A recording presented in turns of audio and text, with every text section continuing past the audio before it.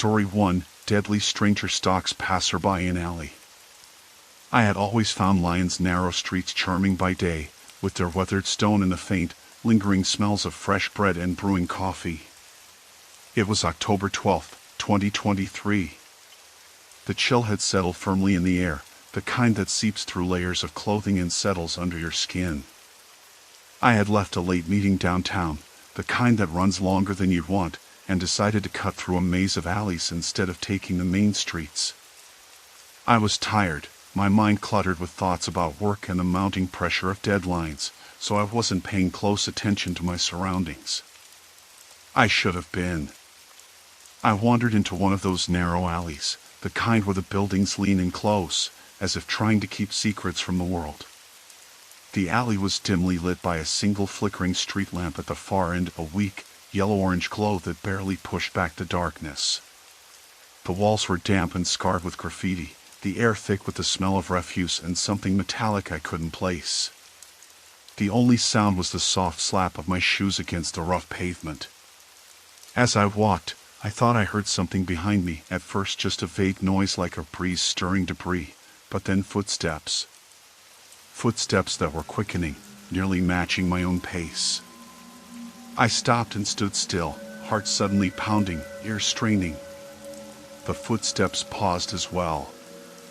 I looked back down the alley, but all I saw was shadow. I told myself it was probably another pedestrian or someone leaving a nearby bar. But the street was nearly deserted at this hour. Still, I tried to shake off the feeling. I moved forward again, only to hear the steps start up once more, unmistakably quickening, now accelerating to nearly match my stride. The sound was deliberate, measured, too measured. I dared to glance back, and that's when I caught sight of him. A man, tall and shadowed, emerging from the darker end of the alley. His features were obscured by the poor light, but his posture was rigid, unnervingly still except for the steady pacing of his steps. We were the only two in the alley, and he was matching me step for step, almost mirroring my movements. Fear bloomed in my chest with each heartbeat. I tried to tell myself that maybe he was just walking in the same direction, but the alley was narrow and there was nowhere else for him to go except behind me. I quickened my pace, and so did he. I slowed, and he did the same. I stopped again, so did he. My mind raced. Should I call out? Run? Turn back? I fumbled for my phone, fingers trembling as I unlocked it and glanced at the screen. No signal. Of course. The alley's walls felt like a prison, and the faint glow of my screen barely pierced the gloom. I swallowed the lump in my throat and forced myself to keep moving forward, hoping to reach the street at the end of the alley where the lights were brighter, and people were more likely to be around. But the alley didn't seem to end. The walls closed in tighter, and the path curved slightly. I could swear the man was still there, no more than a few steps behind, as silent as a shadow but just as relentless. Every time I glanced back, his face was blank, expressionless, hiding whatever thoughts or intentions he carried. I tried to stay calm, breathing shallow but steady. My eyes darted to the sides, searching for any possible exit or even a small doorway to slip into. Nothing. Just the unbroken stone walls and the same dim light ahead. Then I saw it, a narrow passage to my left, barely wide enough for a person. Relief surged through me. Maybe I could slip through, lose him in the maze of alleys. I broke into a jog, turning sharply. The man followed without hesitation, matching the sudden change in my direction with a speed that was almost unnatural for someone so composed. I pressed myself against the wall, heart hammering in my ears, listening as his footsteps echoed just beyond the corner. I thought about calling for help, but the street was dead silent aside from those steps. No shouting, no other voices, just me and him. Swallowing my fear, I peeked around the corner. The passage opened into another alley, no wider, no better lit. I hesitated, trying to decide whether to risk moving or staying still.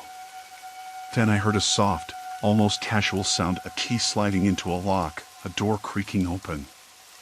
I dashed toward it, hoping it was an inhabited building, a place to hide, somewhere safe. I reached the door and pushed it open, slipping inside. It was a small shop, closed but not empty. The air smelled faintly of leather and old paper.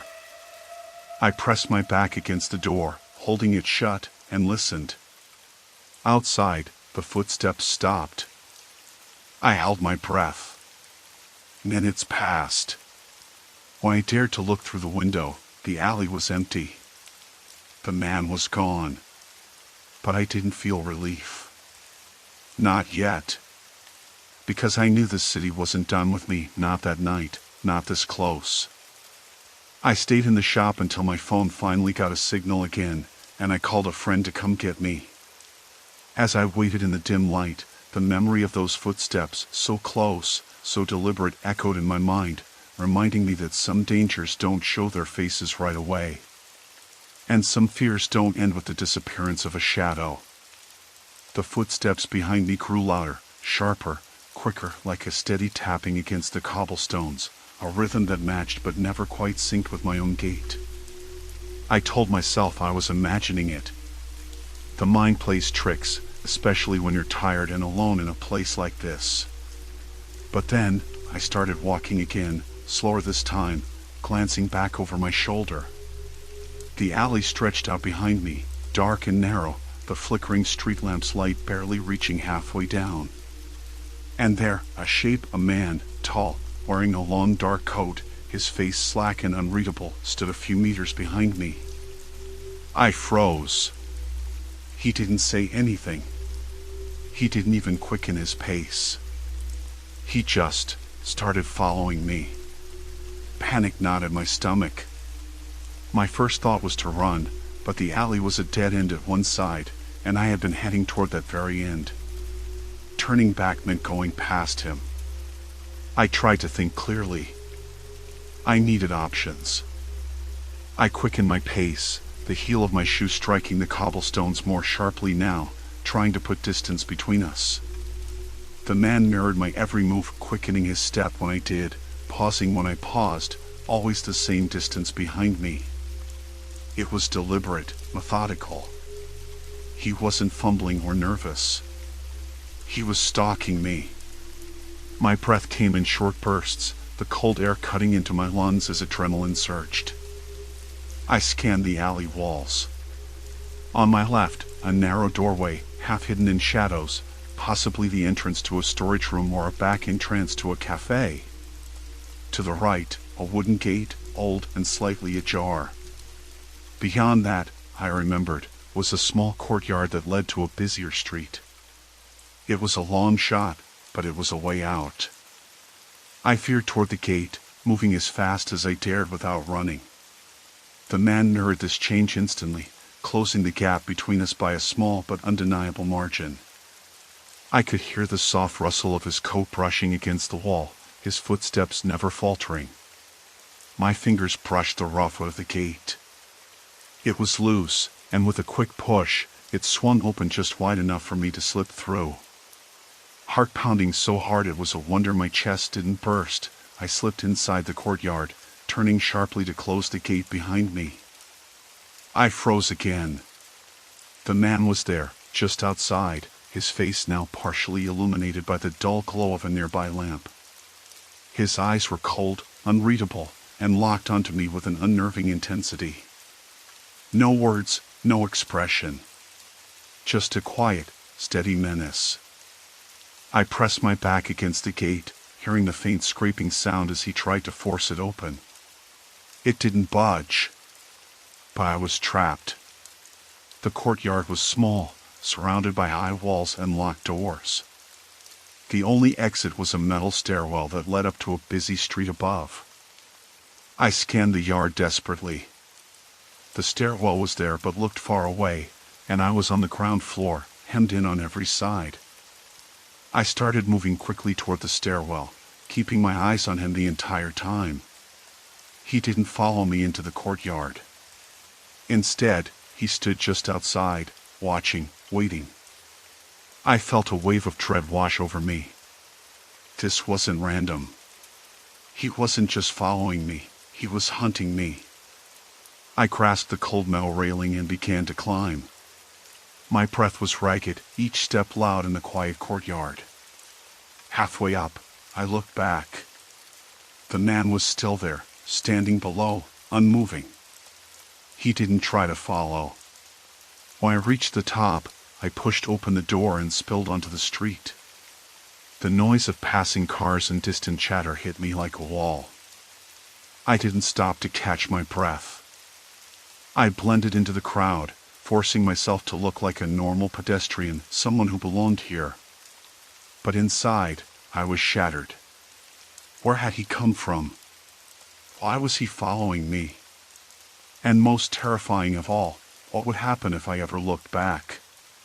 That night, in the safety of my apartment, the image of that silent man lingered in my mind, a shadow that refused to fade. Sleep eluded me. Every creak of the old building sounded like footsteps on the stairs. I kept the curtains drawn tight, the city lights outside reduced to muted glows behind thick fabric. My phone lay on the table, screen dark and lifeless. I resisted the urge to call anyone, to break the silence that had wrapped around me since the encounter. Trust was a fragile thing now, a luxury I couldn't afford. Morning brought no relief. The sun cast sharp angles through the window, but instead of comfort, the light exposed every crack in my resolve. I moved mechanically, brewing coffee, getting dressed as if going through the motions would prevent the thoughts from spiraling. But they came anyway, aggressive and insistent. I thought about the man's eyes, cold and unreadable. Not angry, not desperate, just watchful. It was as if he knew something I didn't, a secret buried deep beneath the surface of my life. And the worst part? I had no idea what that secret was. Maybe I never did. Determined not to let fear dictate my actions, I grabbed my coat and stepped outside. The city buzzed with its usual rhythm, oblivious to the storm inside me. I kept my head down, my steps deliberate. Somewhere in the back of my mind, a single question echoed louder than the rest. How long could I keep running before I had to face whatever was waiting in the shadows? I pressed my back against the rough brick wall, every muscle tensed as I tried to steady my breathing. I forced myself to glance over my shoulder. There he was, the man from before. Silent, expressionless, as if he had all the time in the world to follow me like a shadow. His dark overcoat swallowed him whole, and his pale face was partially obscured beneath the brim of a hat pulled low. Our eyes met for a fraction of a second. There was no recognition there, no kindness, just a cold, unyielding presence that rooted me in place.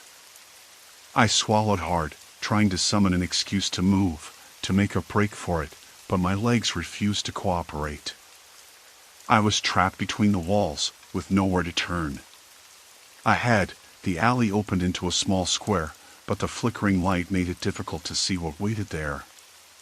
To my right, the alley bent sharply, disappearing into shadow. Behind me, the street was sealed off by a rusty metal gate, locked shut since I'd entered this suffocating passage. Panic bubbled up, hot and sticky in my chest. The logical part of my mind screamed at me to stay calm, but my heart pounded so loudly I was sure the man must hear it too. I tried to think. Why was he following me? Did he want to rob me? Kidnap me? The possibilities twisted and churned inside my head, each more terrifying than the last. I couldn't risk looking back again, so I shifted my weight, edging forward slowly. I kept my steps light, trying to blend into the shadows. The man mirrored me instantly, his pace unchanging. He never lost sight of me, never blinked. It was like a game, but the stakes felt lethal. As I neared the bend in the alley, I spotted a narrow doorway set into the wall. The faded paint was chipped, and the door seemed old and unused, but it was something, a possible refuge. With no other options, I made a split-second decision and slipped toward it, pressing my hand against the cold wood. The door was locked, but barely, an old latch that gave way with a soft creak when I tugged it. I slipped inside and pulled the door shut behind me, pressing my back to the wood as the footsteps slowed outside. I dared to peek through a cracked panel and saw the man pause, standing just beyond the doorway, as if sensing something hidden. The street lamp's light cast his shadow long and thin against the wall. He didn't knock. He didn't call out. He just waited. Minutes stretched into an eternity. The distant hum of the city beyond the alley was muted here, replaced by the damp, musty smell of the abandoned space, dust motes floating in the weak light from a grimy window high above. My chest tightened as I tried to control the trembling in my hands. Suddenly, a soft scraping noise at the door made me freeze. The man was trying the handle. "No," I whispered, my voice barely a breath. The latch groaned under his pressure, but held. He tried again, more forceful this time, and I felt the door quiver beneath his grip. My mind raced. I needed a way out, but the room was bare. A broken chair lay in the corner, a rusted pipe leaned against the far wall. Nothing I could use. I crouched low, heart hammering, listening for any other exits. There was a small window, but too high to reach. I looked back at the door just as the man pushed harder. The lock splintered, and the door began to give way. I scrambled backward, desperate. There was no time. Suddenly, a shout rang out from the alley. "Hey! What's going on here?" The man froze, his hand still on the door, then turned abruptly and vanished into the shadows. My breath caught. I stayed silent, waiting until footsteps receded. The door creaked open slowly, and a figure stepped inside, a young woman, her phone flashlight cutting through the gloom. "Are you okay?" she asked, concern etched on her face. I nodded, voice shaky. He was following me. I don't know why. She frowned but smiled kindly. "Let's get you out of here. It's not safe." Together, we stepped into the night, the city suddenly feeling vast and unknowable in all its shadowed corners. But for the first time since I'd entered that alley, I felt a sliver of relief. He was gone, for now. But the memory of his silent pursuit would linger, a chill beneath my skin that no light could reach.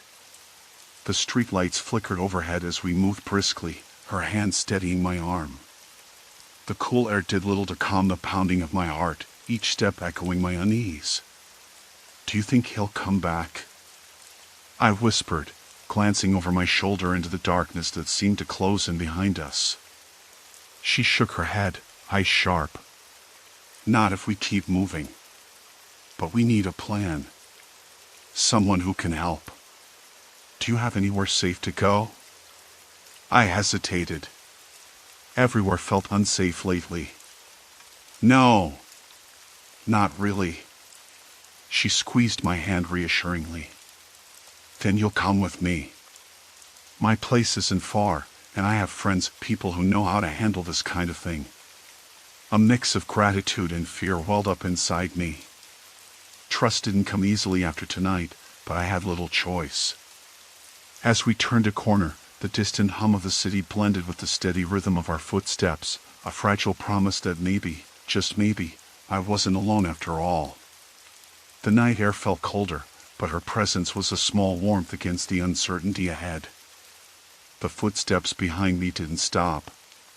The narrow alley seemed to close in on me. Lion's charm, its quaintness, felt like a cruel joke now. The flickering street lamp at the far end barely illuminated the slick stones beneath my feet. The shadows pulled like ink in the recesses between the buildings. I glanced over my shoulder, trying to catch a glimpse of the person matching my steps. It was impossible to see clearly, not just the dim light but the way the man somehow moved in sync with me, as if he were a dark mirror. I stopped abruptly, frozen by the certainty that the footsteps behind me mimicked my pause without hesitation. My breath caught, a sharp intake that made my chest ache. I looked up, eyes scanning the walls, the grimy windows, the overflowing trash bins. There was no escape here. The alley stretched behind me, blocked at the far end by a cluster of parked bicycles and a locked gate, rusted and unyielding. Ahead, only the blinding glow of the main street beckoned, but the alley was too narrow for me to feel safe running without knowing what was behind. I swallowed hard, trying to calm the rising panic. The man was close now, his footsteps a steady echo of mine, neither advancing nor retreating. I realized, with a cold stab of fear, that he wasn't just following me, he was matching me. Every move I made, he made too, silent and deliberate, like a shadow that had detached itself from the light. I tried to reason with myself. What if he was just a late-night wanderer, like me, lost or heading somewhere? But something about the way he moved didn't feel right. There was no hesitation, no glance around, no pause other than when I paused. It was calculated, predatory almost. My mind raced, trying to formulate a plan, but the alley offered no easy solutions. Turning back meant facing him head-on, running meant risking a stumble on the uneven pavement. My phone was in my jacket pocket. I fumbled for it, hands trembling. The screen lit up in my palm, casting shadows on the peeling walls. I opened the emergency dial, thumb hovering over the call button. But something stopped me. If I made a sound, if I called for help, would he react? Would he disappear into the night or confront me? I didn't know, and the uncertainty gnawed at me like acid. The footsteps quickened suddenly.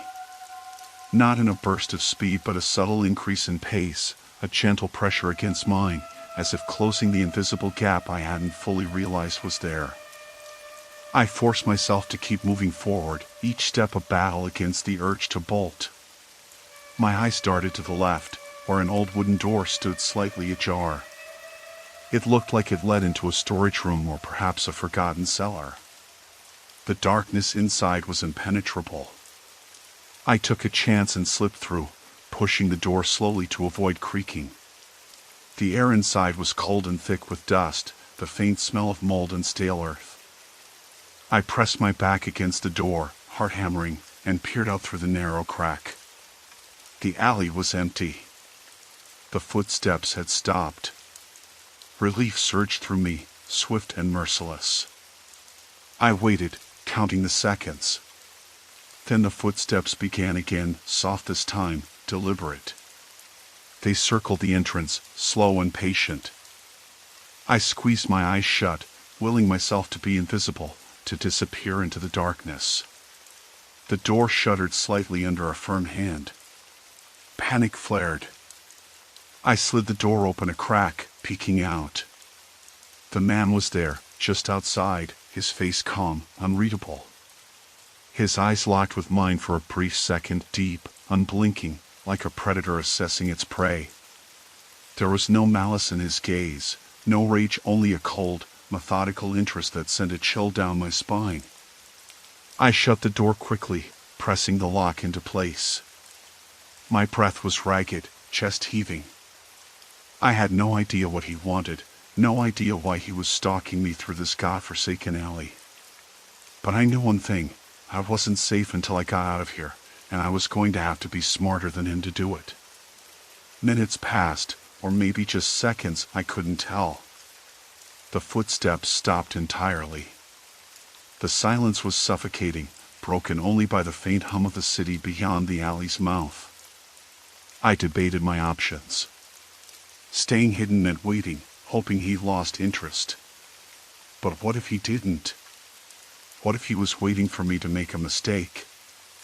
I peered out again, squinting into the gloom. The street beyond was empty. The locked gate at the end of the alley glinted faintly in the street lamp's glow. My phone buzzed softly in my pocket, a message from a friend checking in. The normalcy of it made the surreal terror in the alley feel even more absurd and yet more urgent. I had to move. I took a deep breath and eased the door open, stepping out into the muted light. The man was gone. I scanned the alley quickly, relief washing over me. I bolted toward the main street, not looking back until I was surrounded by the brightness and noise of Lyon's bustling nightlife. Only then did I slow, hands shaking. I was safe for now. But in the pit of my stomach, I knew the memory of those silent footsteps would haunt me for a long time.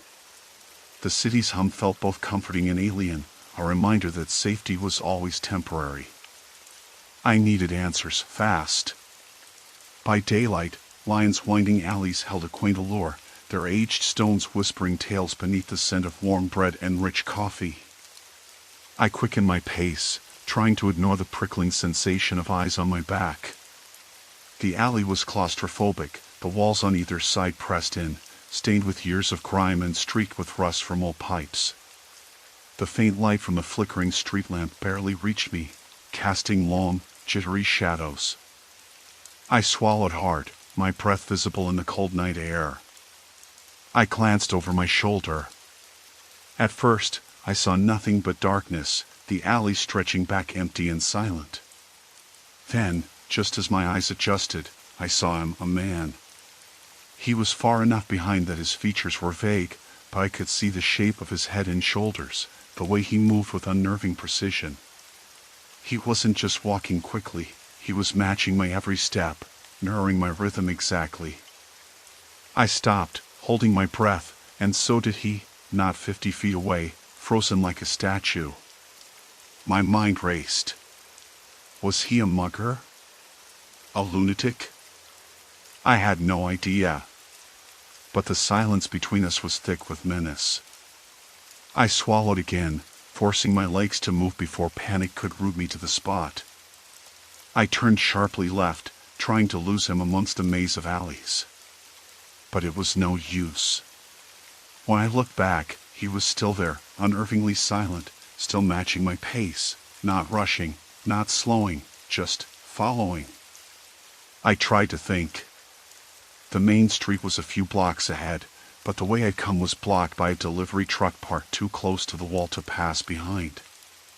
The street lamp nearby flickered and died, plunging the narrow path into near darkness. Every instinct screamed at me to run, but the alley was a dead end in the other direction, hemmed in by a locked gate and a dumpster. I was trapped. I moved sideways, hoping to find an alternate route, the sound of my footsteps echoing off the brick walls. The man mirrored my every movement with unnerving precision. My mind scrambled for options. Should I call for help? But my phone was tucked deep inside my coat pocket, buried beneath layers. I tried to slow down, let him approach, and see what he wanted.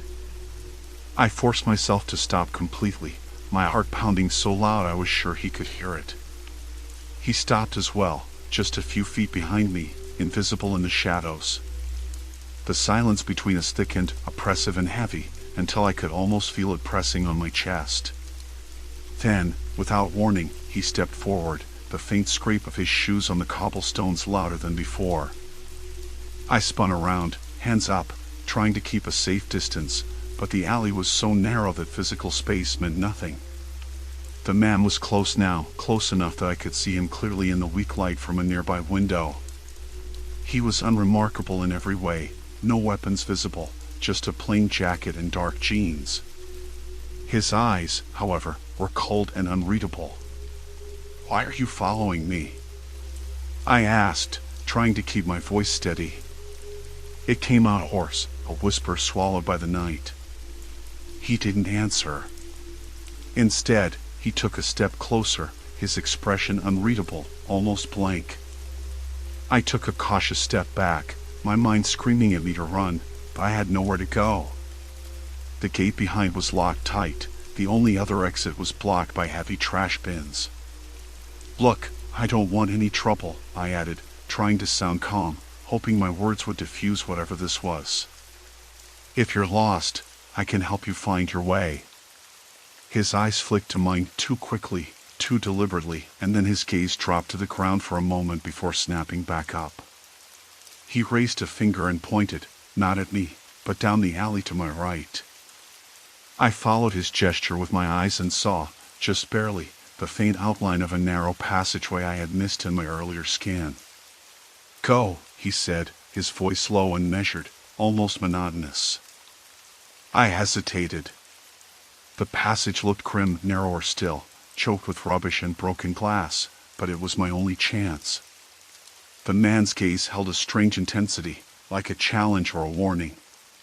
Without another word, I turned and ran, the scrape of my shoes against the uneven pavement deafening in my ears. Behind me, I heard him move as well, but this time he wasn't chasing. He remained at the alley's mouth, watching me disappear into the shadowed passage. The narrow path was barely wide enough for one person. I stumbled over garbage and broken bottles, my heart racing, lungs burning from the sudden exertion. Every instinct screamed to keep moving, to get away.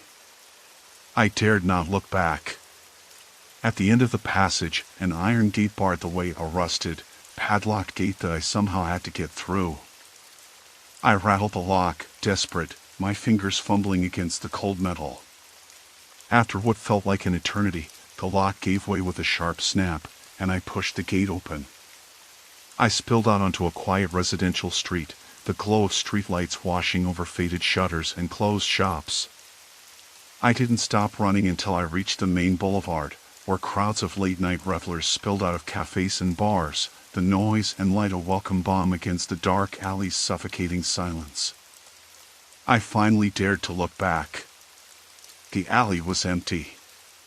No sign of a man. It was as if he had vanished into the shadows from which he had come. My hands trembled as I fumbled for my phone, calling a taxi to take me home. The city around me was alive and bustling, indifferent to the fear that still clung to my skin.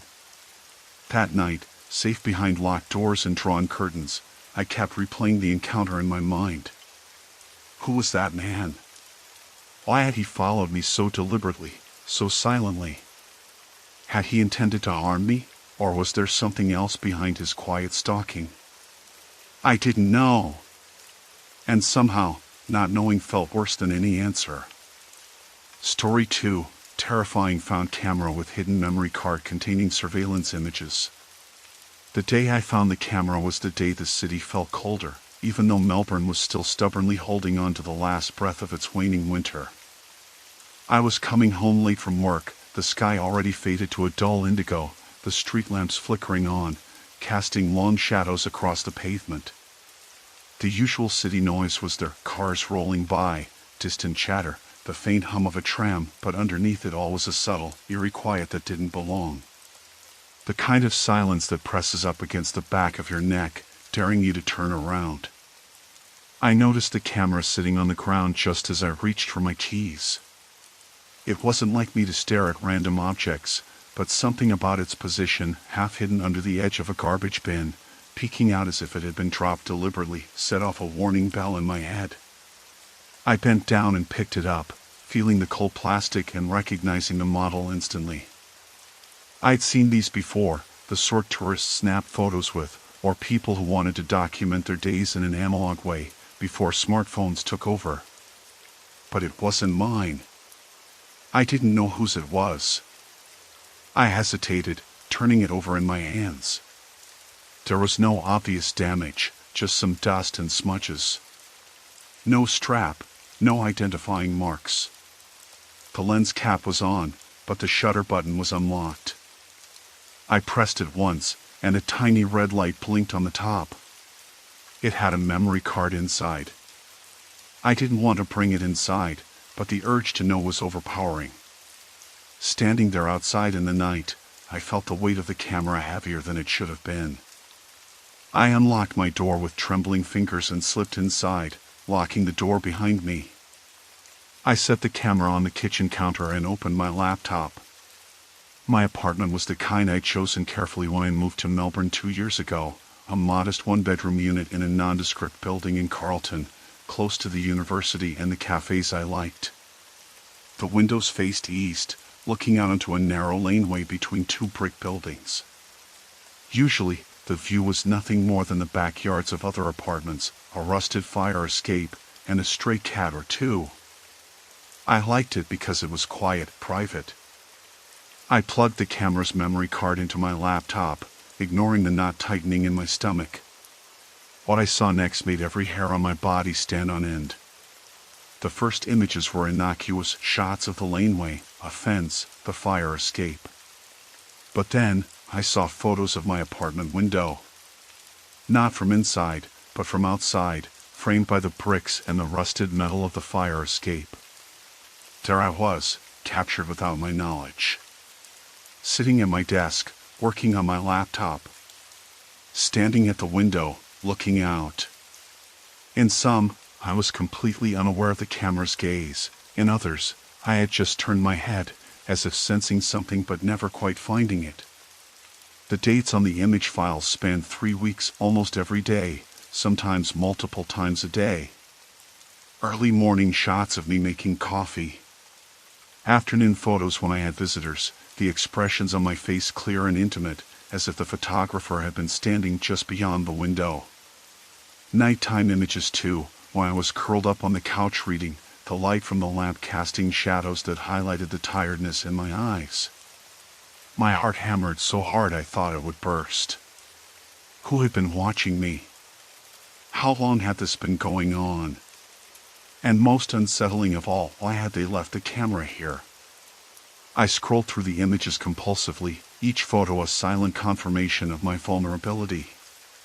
Whoever this person was, they had been meticulous. The angles were carefully chosen to avoid detection but close enough to capture details. There was no zooming in from a distance. The shots looked like they had been taken from the narrow fire escape or a hidden vantage point just a few meters from my window. I replayed the timeline in my mind. I'd never felt watched before, but now, evidence was staring back at me, pixel by pixel. I called the police immediately after I finished looking through the images. The operator was polite but cautious, asking about the camera's location and whether I felt in immediate danger. I told them I wasn't sure, I just needed someone to come and take a look. While I waited, I tried to piece together any clues. Had I noticed anyone lurking in the laneway? Suspicious neighbors? A stranger on the fire escape? Nothing came to mind. I was careful about my routines, but I hadn't thought twice about the fire escape until now. A knock at the door jolted me. My heart slammed against my ribs so fiercely I thought it might be heard outside. I wasn't expecting anyone, especially not at this hour. Peering through the peephole, I saw a uniformed police officer. I opened the door, voice barely steady. The officer introduced himself and asked me to explain. I showed him the camera and the photos on my laptop. He nodded slowly, eyes scanning the images. Have you had any problems with anyone recently? Any threats? Arguments? Disputes with neighbors? I shook my head. No. Nothing at all. This is the first time I've felt like this. He took notes, then told me they would send a unit to check the area for any signs of surveillance equipment or suspicious individuals. He recommended I be cautious and suggested changing my locks if I felt unsafe. After he left, the apartment felt empty in a way that was almost physical. The walls seemed too close, the windows too exposed. I couldn't bring myself to look out through the curtains, knowing someone could have been looking right back at me for weeks. I spent the rest of the night checking the apartment over and over, locking and unlocking windows, pulling back the curtains, inspecting every nook and cranny. Nothing was out of place. No signs of forced entry, no hidden cameras, no footprints on the fire escape that I could see. But the knowledge was there, sharp and unyielding. Someone had been watching me. Someone had chosen me. I lay awake for hours, the images burned into my mind. The camera, sitting innocuously on the kitchen counter, was a silent reminder that privacy was an illusion, and that sometimes, terror was not loud. It was quiet, invisible, and patiently waiting just beyond the glass. I didn't sleep much that night. By morning, I knew I had to find that memory card. I didn't want to believe that someone had been watching me, but the thought wouldn't let go. It was the kind of feeling you try to push away, but it lingers in the corners of your mind like a shadow. I left work early, telling my boss I wasn't feeling well. The city was basking in soft gold sunlight that day, the usual Monday bustle wrapping around me like a blanket. I took the tram to a small electronics shop a few blocks from my apartment. The owner was an older man, the kind of person who smelled faintly of old books and coffee, with thick glasses sliding down his nose. "Memory card?" I asked, holding the camera out. He nodded, took the camera from me, and disappeared into the back room. I waited, my heart pounding in that slow, steady way that happens when you're waiting for bad news or confirmation of your fears.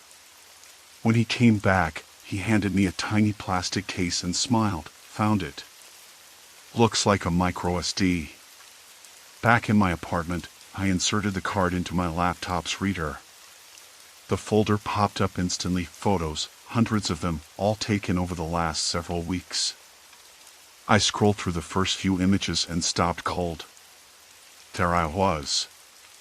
Not just me, but the apartment window, my balcony, the hallway outside my door. The photos were taken from outside, at odd hours, different times of day, always showing me in moments when I wasn't aware. Some were of me coming home, tired and hunched under my coat. Others were of me sitting at my desk, sometimes even curled up reading on the couch. The framing was careful, tight enough to capture my face, but wide enough to show the interior of my apartment through the glass. I swallowed hard.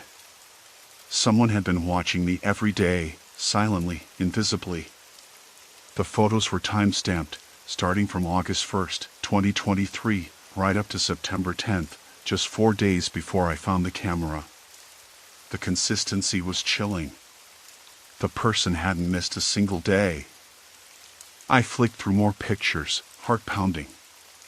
In some, I could see the faint outline of a shadow behind the camera lens, tall, but always careful to stay just out of the frame. The photos were taken from various angles, suggesting the watcher moved along the corridor outside my apartment, or maybe around the building's courtyard. It was impossible to tell for sure. My hands trembled. I knew I had to call someone, but who? The police? Would they believe me? Would they even care if I told them someone had been spying on me? And what if the person was still out there, watching? I closed my laptop and tried to calm my breath. I paced the apartment, eyes darting to every window and door. The curtains I'd left drawn were thin and cheap, barely blurring the view outside. I pulled them shut tighter, feeling exposed and vulnerable. I thought about my neighbors. Had they noticed anything strange? Was someone else being watched? On a whim, I grabbed my phone and messaged my closest friend, Jess. She was practical, down to earth, and always good in a crisis. "Jess, I need to talk to you. ASAP. It's about something really weird. Can you come over?" Her reply was quick, of course. 30 minutes? I locked the door behind me as she arrived, double-checking the deadbolt twice. Jess's face went from curious to concerned as I showed her the photos. "That's unsettling," she said quietly. "Do you think it's someone you know?" I shook my head. "No. I can't imagine who. And the fact that the photos stopped a few days ago, maybe whoever it is, they got spooked. Or maybe they're watching still, just being more careful." Jess frowned. "Have you noticed anything odd? Suspicious people in the building? Strange noises? Anyone hanging around your door?" I thought back. There was a man in the lobby a few weeks ago, someone I hadn't seen before. He looked like he was waiting for someone, but when our eyes met, he quickly looked away. I thought nothing of it at the time, but now it felt like a clue. "Maybe you should report this," Jess said. "Even if they don't have proof, it puts the police on alert. And you should definitely get some kind of security cameras for your place. The idea of more cameras made me uneasy, but I didn't know what else to do. I agreed and started looking up options online, my mind racing. Later that night, I sat by the window, the curtains drawn but not fully closed. I couldn't stop thinking about the photos, about the silent observer lurking just beyond my sight. The city outside was alive with noise and light, but inside, I felt imprisoned by the invisible gaze. Every creak in the building made me jump, every shadow outside seemed to stretch closer. I kept my phone close, ready to call Jess or the police at a moment's notice. I wondered if the watcher was still out there, maybe even watching me now, just beyond the glass. The thought curled around my chest like a cold hand. I realized then that the real horror wasn't just the photos or the invasion of privacy. It was the knowledge that someone had been there all along, silently carving out my days and nights as their own strange, secret story. And for all I knew, this was only the beginning. September 14th, 2023. I kept the camera locked away in my desk drawer for 2 days after I found the memory card. I didn't want to look inside. Something about what I might see made my stomach knot tighter than usual. But by last night, curiosity outweighed dread. The small card was hidden in a compartment beneath the camera's battery, tucked away like a secret no one wanted discovered. I slipped it out with a fingernail and plugged it into my laptop, dreading the files I was about to find. Over 50 images appeared in a folder named simply Melbourne. The first few were blurry shots of street corners, trees, trams passing by. Then the images shifted, suddenly clearer, more focused. And then there I was. The realization hit like a punch to the gut. These were photographs taken from outside my apartment window, the same window I'd long assumed was private. Some were during the day, showing me sitting at my kitchen table, reading or typing on my laptop. Others were at night, when I thought the street was empty, the darkness shielding me. One picture showed me in pajamas, brushing my hair with a yellow comb. Another caught me taking the rubbish out. The angle perfectly framed me against the dull gray wall of the building next door, as if someone was hiding right there, watching. I scrolled through the images slowly, each one a quiet invasion. The timestamps on the files confirmed they stretched over 3 weeks, almost daily, sometimes twice a day. Whoever had taken them had been watching me for a long time. I tried to tell myself it was coincidence, that someone living nearby might have an angle onto my window. But these weren't accidental snapshots. Some of the photos were framed with care, centered, focused, capturing moments that no passerby should have noticed. I shut the laptop quickly, heart pounding. The room suddenly felt smaller, suffocating. There was no ghost or demon here. This was human. Someone was watching me, silently, patiently. Someone who knew exactly where I lived. My phone buzzed on the desk, breaking the tense silence. I glanced at the screen. A message from an unknown number. Nice photos. Thanks for the show. The words made my hands tremble. How had they found me? Did they know I had the camera? Did they know I found the photos? I didn't reply. I spent the night sitting awake, eyes fixed on the darkened window, listening for any sound, a footstep, a whisper, the faint scratch of a camera shutter. Melbourne seemed indifferent outside, but inside my apartment, I felt hunted. This morning, I went to the window and looked down. The street was busy and bright with morning light, people rushing to work, trams clattering by. I scanned the building opposite. There were windows, but most were closed, curtains drawn. Still, the thought that someone could be watching from there made me feel exposed, vulnerable in my own home. I decided to go to the police. It felt like the right thing to do, but also terrifying. What if they thought I was paranoid? What if they brushed it off as a prank? What if this person was watching the police station already? At the station, I handed over the camera and the memory card. The officer listened carefully, took notes, and promised to look into it. They said I wasn't the first to report something like this, that stalking and surveillance were serious matters. But walking back to my apartment, I felt no relief. The eyes on the other side of the window were invisible but heavy. The streets of Melbourne, once familiar, now felt like a maze watched by unseen predators. Back home, I checked the locks on every door and window, pulled the curtains tight, and sat with my back to the wall, waiting for the night to come again. The hours crawled by, each tick of the clock amplifying the silence that had settled around me like a thick fog. My phone buzzed once, a message from an unknown number. Hesitant, I swiped it open. It read simply, "You can't hide." No signature, no explanation. Just those 6 chilling words. My heartbeat quickened, the cold sweat prickling my skin.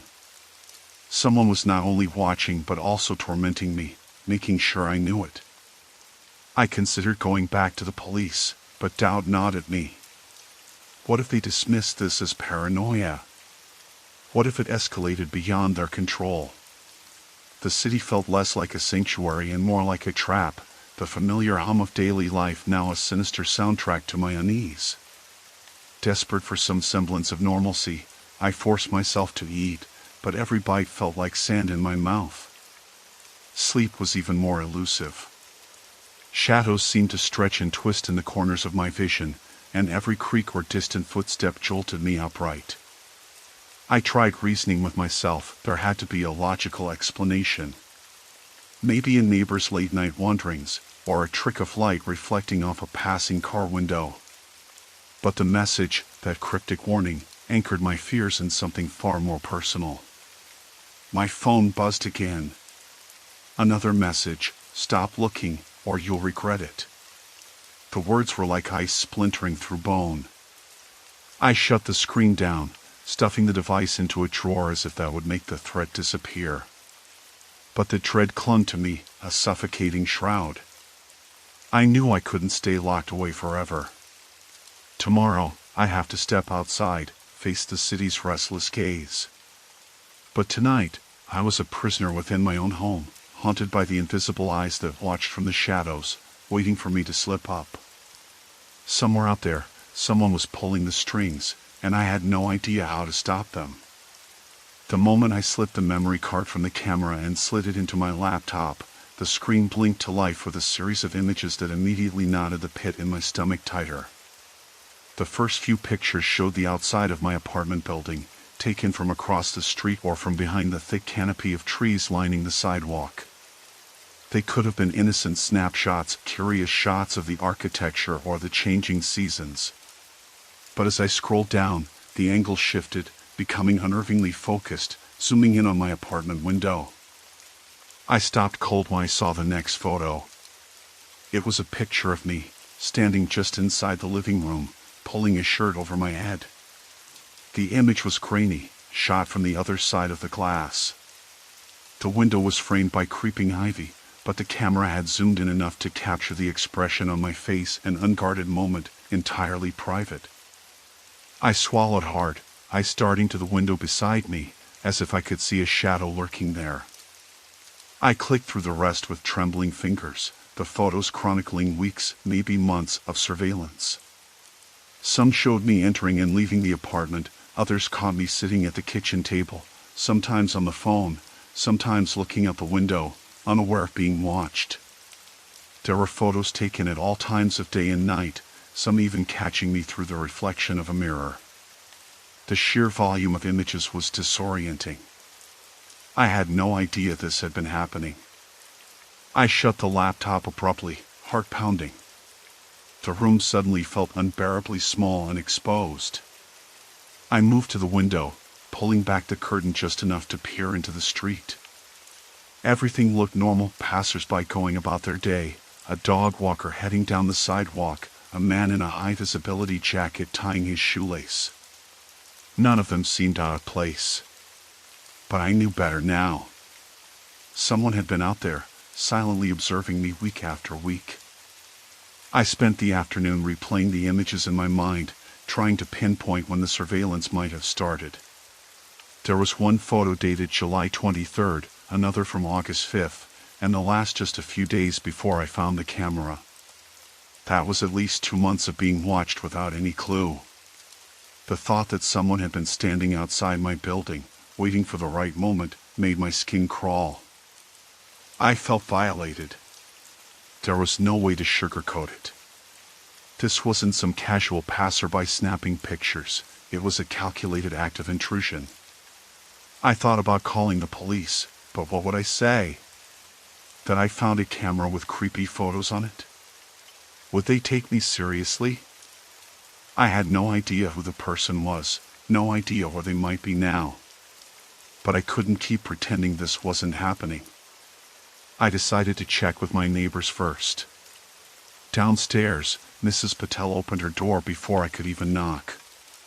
Her sharp eyes softened when she saw the expression on my face. "Is everything all right, dear?" she asked, clutching her shawl tighter.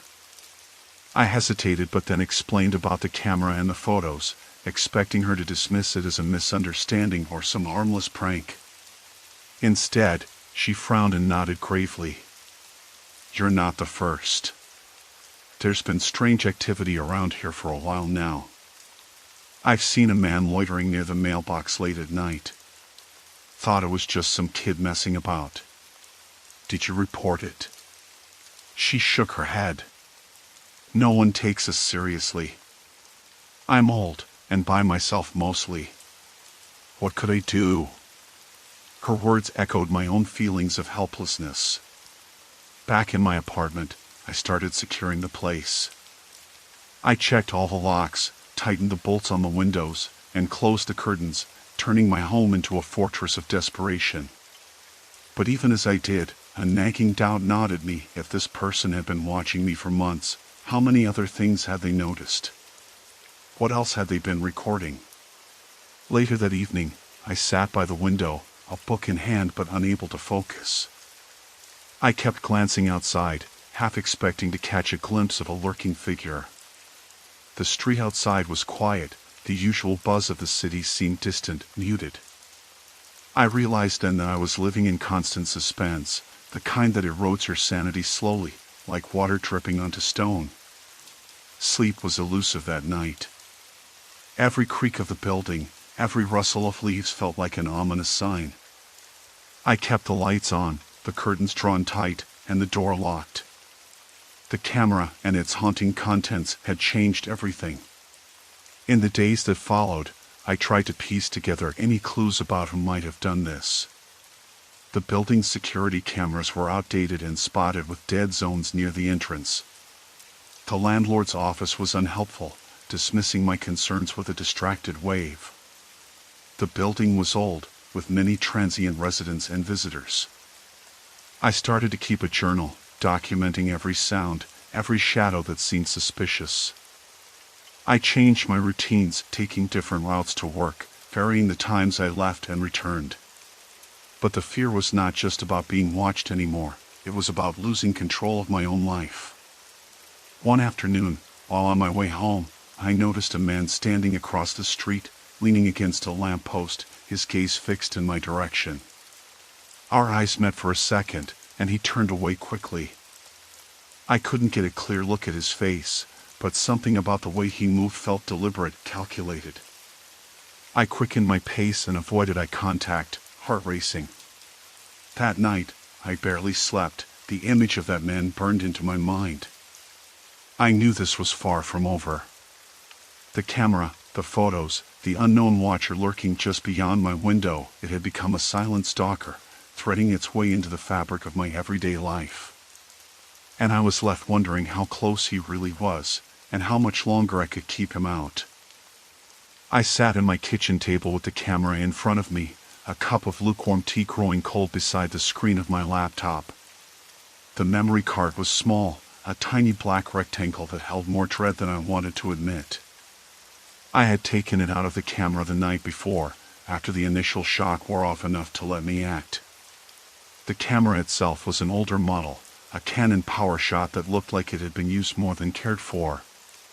The real terror was in what the memory card contained. I clicked through the files slowly, each image a slice of time captured without my knowledge or consent. The photos were taken from outside my apartment building, some clearly from the street, others from the alleyway that ran alongside the block. They revealed me in moments both mundane and private, watering the plants on the balcony, opening the mail in the hallway, even sitting near the window in my pajamas, staring blankly at the city below. As I scrolled, a knot tightened in my stomach. The dates on the timestamps spanned the last 6 weeks, photos taken almost daily, at different times of day. Some were blurry, as if the person was moving quickly or trying to stay hidden, but others were sharp and deliberate. My face, my apartment, my life laid bare by a stranger's lens. The most unsettling part was realizing how close they must have been. The angle suggested someone knew the exact spots where I'd be standing or sitting. The person wasn't just a casual observer, they were careful, methodical. I tried to remember if I'd seen anyone lurking around, any strange cars idling near the building, unfamiliar faces on the street. But nothing had stood out. Or maybe I hadn't wanted to see. I pushed the chair back and stood, pacing the kitchen as the weight of the discovery pressed on me. What did I do now? Who was watching me? How long had they been doing this without me knowing? And, most terrifyingly, why? I had to tell someone. My mind jumped to the police, but I hesitated. Would they even take me seriously? A woman alone, claiming she'd been watched and photographed? What if they thought I was overreacting? Or worse, what if this was just the beginning? I looked down at the camera again. It had been left on the ground, right outside my building, in plain sight. Was that a mistake? Or some kind of taunt? Had the watcher wanted me to find it? To know I was being watched? The thought made my skin crawl. I sat back down, opened a new document on my laptop, and started typing a detailed account of everything I'd found. Dates, times, locations, feelings. I had to keep a record, something to anchor me to reality amid the growing paranoia. The silence of the apartment felt oppressive. Every creak, every distant footstep echoed too loudly in my ears. I kept glancing toward the window, half expecting to see a shadow, a face, someone's eyes fixed on me. I forced myself to focus on the photos again. One image caught my attention, taken on a rainy afternoon 2 weeks earlier. I was on the balcony, holding a cup of coffee, staring out at the street. The camera's perspective was from the alley, just low enough that the person must have been crouching behind the dumpsters, hidden by the overgrown shrubs. The level of detail was chilling. You could see the expression on my face, the steam rising from the cup, the droplets sliding down the glass railing. I felt exposed, violated. A sudden knock at the door made me jump. My heart pounded as I approached and peered through the peephole. No one was there. Just the empty hallway. I opened the door a crack, looking out onto the corridor, but saw nothing. The hallway was empty and silent. My hands trembled as I closed the door and locked it. Who had knocked? Was it a neighbor? Or the watcher, testing me? The thought was unbearable. I sat back down and tried to calm my racing thoughts. Maybe I was overthinking.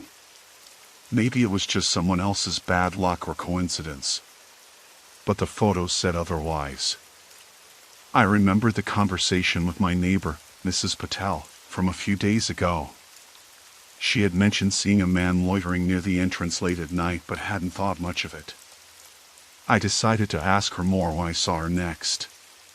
The rest of the day passed in a blur of half-hearted attempts at work and moments of frozen panic. Every time I glanced toward the window, I imagined the camera lens hidden in shadows, watching me still. That evening, I made a plan. I would install a security camera outside my apartment door, the hallway, the entrance. something that would catch anyone lurking. I couldn't live like this, uncertain and afraid. I needed to fight back, to reclaim my sense of safety. As I set up the new camera, I realized how much I had taken my privacy for granted. I had never thought twice about the windows facing the street, the easy access strangers had to glimpses of my life. Now, every small detail felt like a vulnerability. That night, I barely slept. I kept checking the front door, the window. The city outside was no longer just noise and light, it was a reminder of the eyes watching, waiting. I knew the nightmare wasn't over. But this time, I was ready to see it through. Tomorrow, I would go to the police. With the photos, the camera, my record. I had to make sure this watcher knew that I was not invisible, that I was no longer the prey, but the one who was watching back. Story 3. Vanishing jogger finds threatening messages during morning runs. I used to think that running early in the morning was the safest part of my day. My route was a loop of about 5 kilometers, starting near my apartment in the Carmes district, winding along the water's edge, then cutting through the quieter neighborhoods before circling back. I'd been running this path for over a year, and it had become a kind of sanctuary, a place where the noise of the city and the stress of work faded behind the steady beat of my heart and the cadence of my feet on the pavement. That morning, I set out around 6:30 a.m., the city still stretching out from its overnight slumber. I passed the old stone bridge, the one arching gracefully over the canal, where the early sun cast long shadows over the cobbled streets. I was halfway through my run when I noticed something unusual, a small envelope tucked just beneath the edge of a weathered bench by the canal's edge. At first, I thought it was simply litter, but something about the way it was positioned caught my eye. It wasn't crumpled or dirty, just carefully placed, almost deliberate. I slowed down, curiosity getting the better of me. The envelope was plain, off-white, unmarked except for my initials, EV, scrawled in neat handwriting on the front. I paused for a moment, feeling an odd flutter in my chest. My mind raced with possibilities. Someone knew me well enough to leave this here? Or was it a coincidence? I hesitated before opening it. Inside, I found a folded piece of paper, densely covered in sharp black ink. The words were chillingly precise. You think you run alone. You don't. The note sent a shiver through me. I looked around quickly, but the canal path was still mostly deserted, bathed in soft morning light. A few joggers passed by at a distance, but none close enough to be watching me. I stuffed the note into my pocket, my pace quickening as I tried to shake off the unease that had settled in my stomach. For the rest of the run, I was distracted, glancing anxiously over my shoulder, imagining shadows where there were none. When I finally reached my apartment, I locked the door behind me and tried to tell myself it was a prank, someone's idea of a joke. Maybe a neighbor playing around, or a stranger who had found my initials somewhere. But I couldn't ignore the feeling that someone was watching me. The next morning, I debated whether to go for a run at all. I considered skipping it, taking a different route, or even running with my phone in hand. In the end, my routine won out. I needed that run to clear my head, even if it now felt tainted. I left the apartment at the same time, the streets still quiet, the early birds just starting their day. I noticed nothing at first, but as I neared the same bench, my eyes caught another envelope, this one taped to the underside of the bench's armrest. I stopped, heart pounding, and carefully peeled it free. The handwriting was the same, but the message had changed. Watching your every step. You cannot hide. A cold sweat broke out across my skin despite the cool morning air. My mind reeled. Someone was following me. Someone who knew exactly where I ran, when I ran, and was making sure I knew it too. I shoved the note into my pocket and ran faster than I had all week, desperate to get home.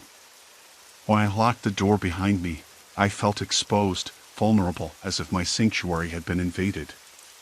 Over the next few days, the notes kept appearing, always in the same spot along the path. Each one was more unnerving than the last, carefully placed in a way that I couldn't miss.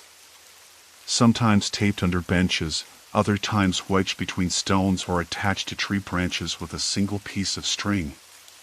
The messages were precise, almost clinical in their delivery, but each one was designed to make me feel smaller, watched, and controlled. There was no yelling, no crude threats, just cold certainty that I was being monitored. Your morning runs are mine now. Every turn you take is noted. You cannot outrun me. I told myself not to react, to stay calm, but the effect was the opposite. I began to check over my shoulder every few steps, scanning the shadows for movement. I started running with my phone on loud, turning on the GPS tracker so friends could see where I was. I tried to run different routes but found the notes again in new locations, as if the watcher was learning and adapting to my changes. I stopped telling people at work or with friends. Who would believe me? A stranger leaving notes? It sounded like paranoia. Besides, explaining meant revealing my fear, and I wasn't ready for that. One evening, I decided to report the harassment to the police. I took photographs of the notes and showed them to the officer at the local station. He was polite but skeptical, advising me to avoid isolated areas and to run with someone else if possible. He said that unless the messages escalated to direct threats or physical harm, there wasn't much they could do. That night, I lay awake, the dark outside pressing in against my window. I felt unsure if I was being watched through the glass, or if I was twisting a normal feeling of unease into something worse. The notes had stopped appearing for a day, but I couldn't shake the feeling that the watcher was still out there. I began to question everything about my routine.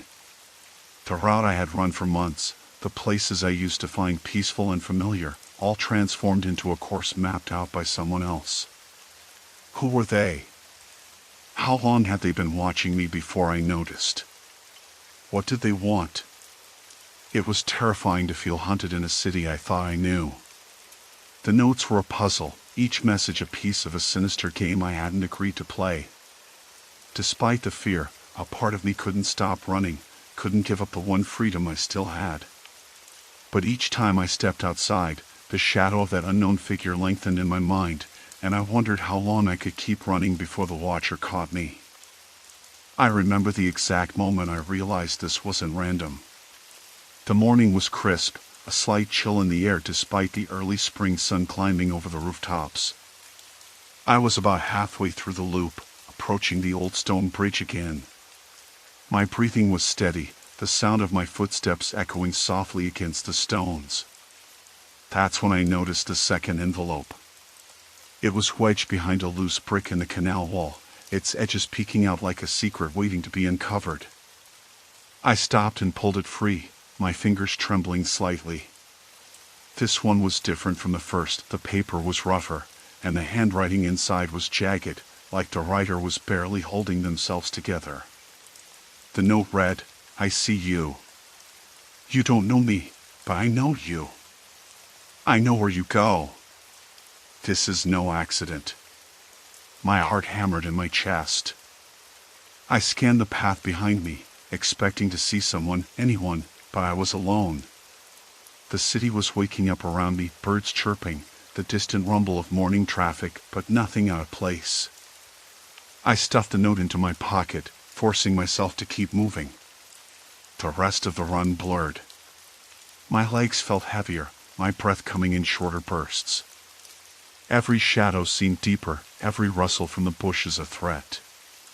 When I reached the quieter neighborhood streets, I slowed further, my eyes darting to every corner, every alleyway. I passed the corner cafe where I sometimes stopped for a coffee after my run. The owner was setting out chairs, nodding a good morning to me, unaware of the storm building in my mind. I wanted to tell someone, but who? The police? They probably think I was overreacting. A jogger's paranoia. But I knew I wasn't imagining this. Back home, I closed the door behind me and locked it with a click that felt unusually loud. I sat at the kitchen table, unfolding the 2 notes again. The handwriting was unsettling. It didn't belong to any style I recognized. The words were simple but heavy, like a promise warning of what was to come. That afternoon, I decided to change my routine. I told myself it would calm me, taking a different route through a busier part of the city. But as evening fell and I prepared for bed, a gnawing unease settled in my stomach. The notes weren't just threats, they were a game. Whoever was doing this wanted to keep me guessing, keep me afraid. The next morning, I forced myself out the door. I took the usual route anyway. I couldn't let fear dictate my life. But as I approached the bridge again, I saw it. Another envelope. This one was taped to the underside of the bench, in plain sight if you looked close enough. My hands shook as I peeled it loose. The message inside was worse than before. You're not alone. I'm closer than you think. Watch your back. It wasn't just words on paper anymore. It felt like someone was stalking me, marking their presence like a predator. I ran faster, not stopping until I was back in my apartment. I locked every door and window, checked them twice. My phone stayed in my hand, ready to dial if anything happened. I tried to call a friend, but my voice cracked, and I hung up before I said a word. Sleep was impossible. Every creak in the building, every distant noise made my heart leap. I kept replaying the notes, searching for clues, patterns, anything that might tell me who was doing this or why.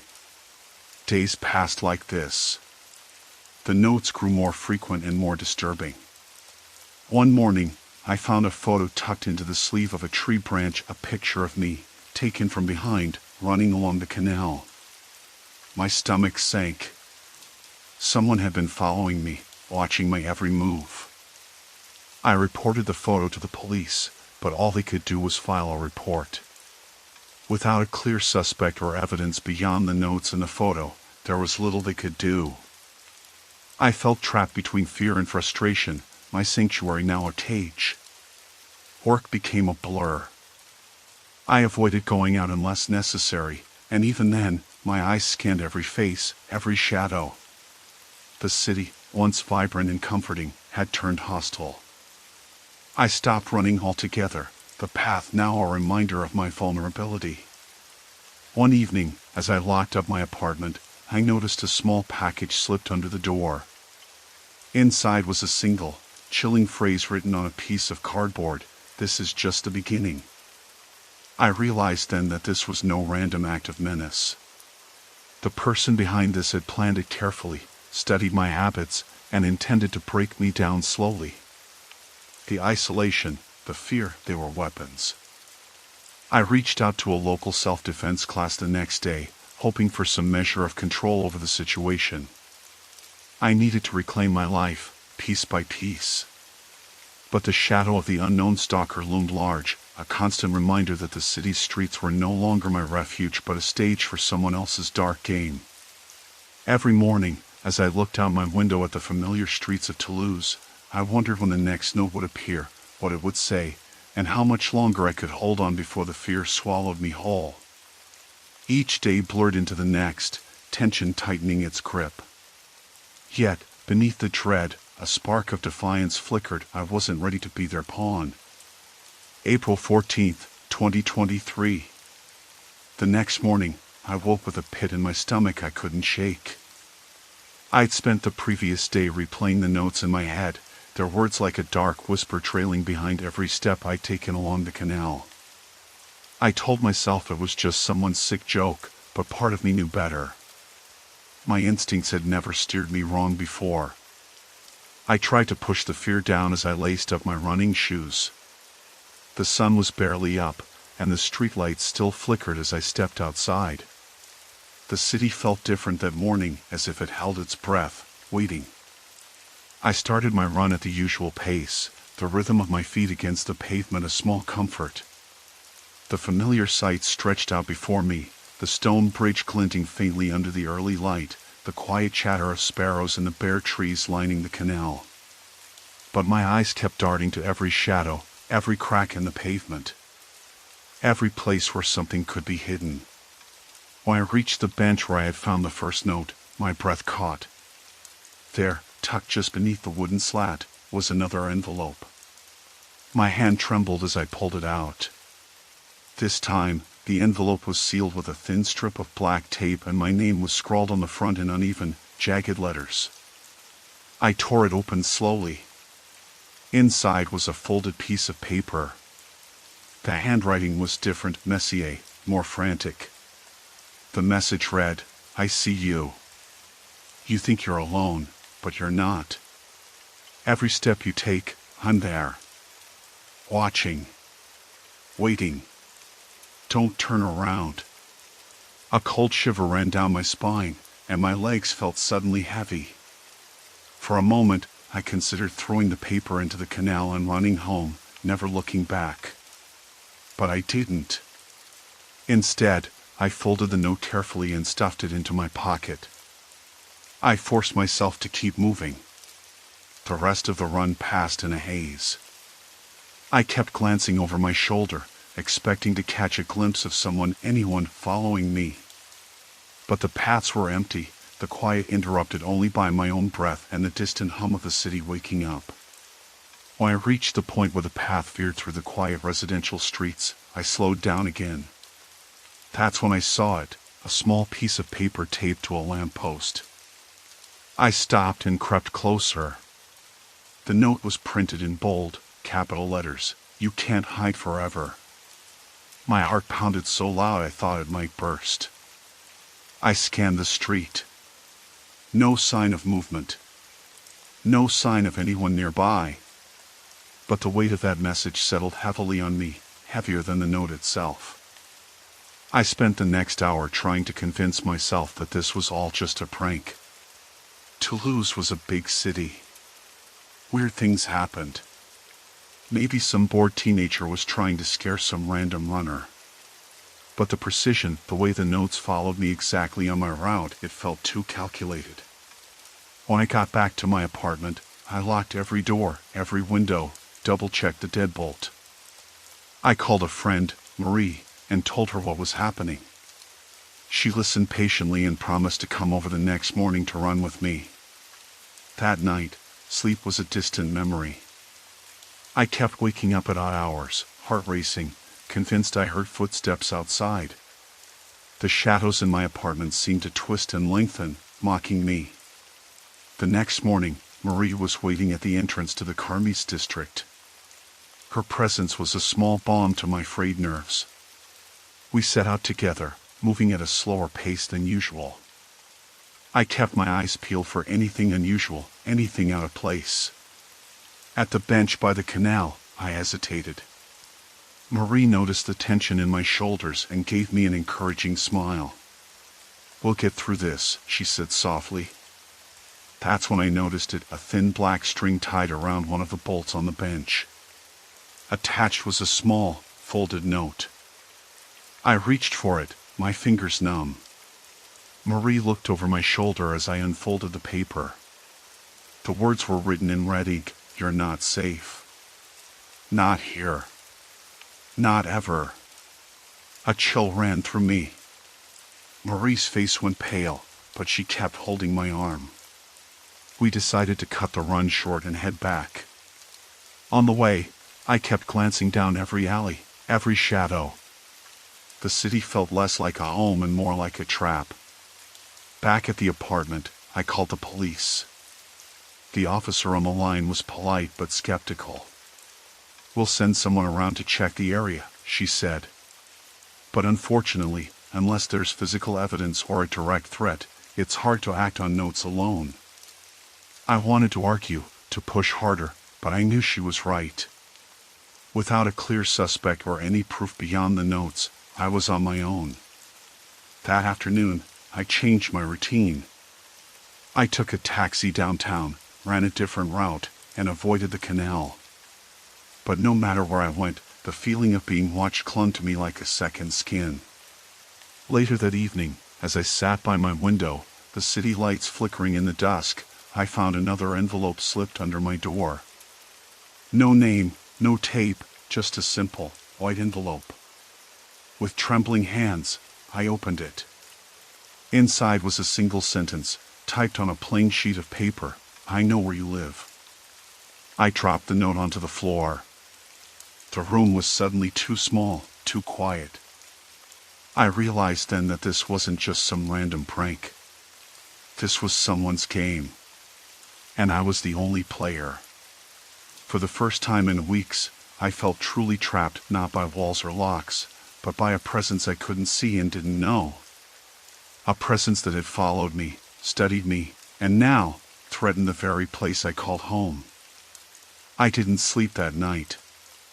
Instead, I sat with the curtains drawn, every sound outside amplified in my ears. The city of Toulouse, so alive by day, felt like a maze of shadows and whispers by night. Somewhere out there, someone was watching, waiting, and I had no idea what they wanted. But one thing was clear: I couldn't run forever. Dawn had barely broken when an unsettling chill crept over me, shattering the calm of my usual morning routine. I woke up with a dull ache in my chest, a tightness I couldn't shake.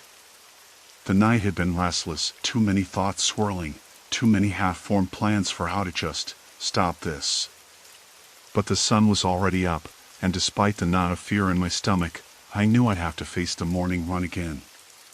It felt like the only way to reclaim some small piece of normalcy in a world that had suddenly spun off its axis.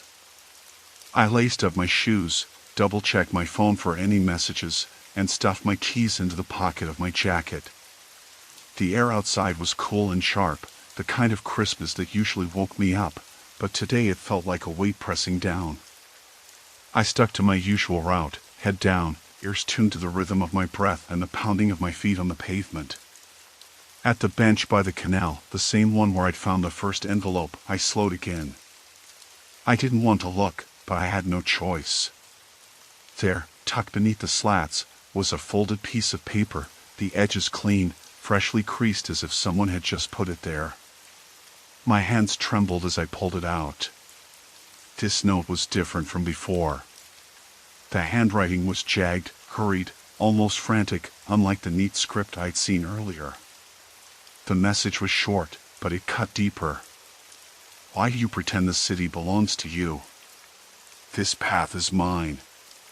Remember that. A shiver ran down my spine, but I refused to let it control me. I stuffed the note into my jacket and kept moving. I couldn't stop wondering who this person was. How long had they been following me? How much did they know? I tried to focus on the familiar sights: the old stone bridge, the sleepy cafes just starting to open, the early risers walking dogs or sipping coffee, but the shadows felt sharper, the streets narrower. As I ran through the narrow side streets of Carmes, I noticed something else: a small scrap of paper in the gutter near the bakery, half hidden beneath a scattering of leaves and dirt. My heart thudded painfully in my chest as I bent down and picked it up. This one was typed, not handwritten. You see me, but you do not see me. I see everything. You cannot hide. My breath caught. The words weren't just threatening, they were personal, invasive. It was like someone was inside my skin, watching me from just out of sight. I forced myself to keep going, to finish the loop. I told myself it was a game, a sick joke, but the fear was real. I could feel it burning beneath my skin, a cold fire that refused to die down. Back at the apartment, I locked every door and window, checked the peephole twice before stepping out to grab the mail. There was nothing unusual, no letters, no packages, but I couldn't shake the feeling that the next message was waiting just around the corner, somewhere between the spaces I didn't see. That night, I barely slept. Every creak in the building, every distant shout or car horn sounded like a warning. I kept the balcony door locked, the curtains drawn tight. The next morning, I made a decision. I wouldn't run my usual route. I'd alter it, take a different path through the city, even if it meant losing the familiarity I craved. I needed to see if this person was truly stalking me or if the notes were some cruel coincidence. I set out later than usual, the streets warmer and busier. The sun was higher, casting short shadows. For the first 2 kilometers, nothing happened. No envelopes, no scraps of paper. Relief began to bloom, tentative and fragile. Then, near a small park I hadn't visited before, I saw a folded map, pinned to a tree trunk with a single rusty nail. My heart nearly stopped. I approached cautiously, my hands shaking as I lifted the paper. It was a map of the city, crudely drawn, with a red line marking a path that started at my apartment and wound through various neighborhoods. Little symbols, circles, arrows, question marks were scrawled along the route, and in the corner, a message. Watch your steps. You're being watched. The next move is yours. I felt sick. This wasn't random anymore, it was deliberate, calculated. Someone had spent time tracking me, mapping my life like a puzzle to be solved. I folded the map with trembling fingers and tucked it into my jacket. My mind raced. Was this a threat? A challenge? A twisted invitation? And what would happen if I ignored it, or worse, if I tried to involve the police? I spent the rest of the day pacing inside, staring out at the street below. Every passerby seemed suspicious, every shadow a potential watcher. I wanted to call someone, to scream, to cry, but the words caught in my throat. What if no one believed me? What if this person was closer than I imagined? That evening, as the city lights flickered on, I found myself back at the bench by the canal. Against my better judgment, I sat down and pulled out the notes, laying them carefully on my lap. I read them again, one by one. Why do you pretend the city belongs to you? This path is mine. Remember that. You see me, but you do not see me. I see everything. You cannot hide. Watch your steps. You're being watched. The next move is yours. The words were like poison, seeping into my bones. They were a reminder that no matter how far I ran, how fast or how far, this person was always there waiting, watching, planning. I didn't know what to do next. But I knew one thing, I couldn't let this fear control me. I folded the notes once more, stuffing them into my jacket pocket, and stood up. The city was waking up around me, indifferent to my terror. I started to run again, faster this time, heart pounding not just from the exertion but from the fight inside me, the fight to take back my streets, my life, my peace. But deep down, I knew the game was far from over. Morning runs had always felt like my sanctuary, until the day they didn't. The dawn was still a pale glow when I stepped out of my apartment. The usual hum of Toulouse waking up was subdued, blending with the cool morning air that smelled faintly of rain and freshly cut grass. The streets felt emptier than usual, or maybe I was just more aware of everything now, the way the shadows stretched longer, the way even the birds seemed quieter. I tried to steady my breathing as I laced up my shoes by the door, my fingers trembling slightly. For the first time in days, I hesitated before heading out. The notes hadn't stopped, not since the one I found 3 mornings ago shoved beneath a loose stone near the canal. It had been more than a message. It was an intrusion, a crack in the fragile sense of safety I had built around my runs. The words had been precise, chilling in their calmness. You see me, but you don't see me. I remember reading it twice, heart pounding, the paper trembling between my fingers. It wasn't just a threat. It was a game, and I was the unwilling player. Still, I needed to run. I needed to maintain some semblance of normalcy, even if every step felt heavy with dread. I set off down my usual route, the familiar rhythm of footfalls against pavement trying to soothe the knot in my stomach.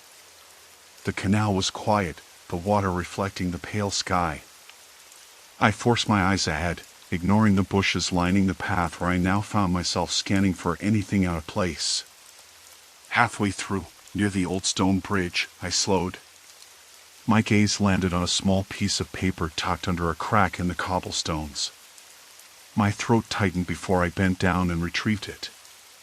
The note was folded neatly, edges crisp as if it had been freshly made, despite the chill.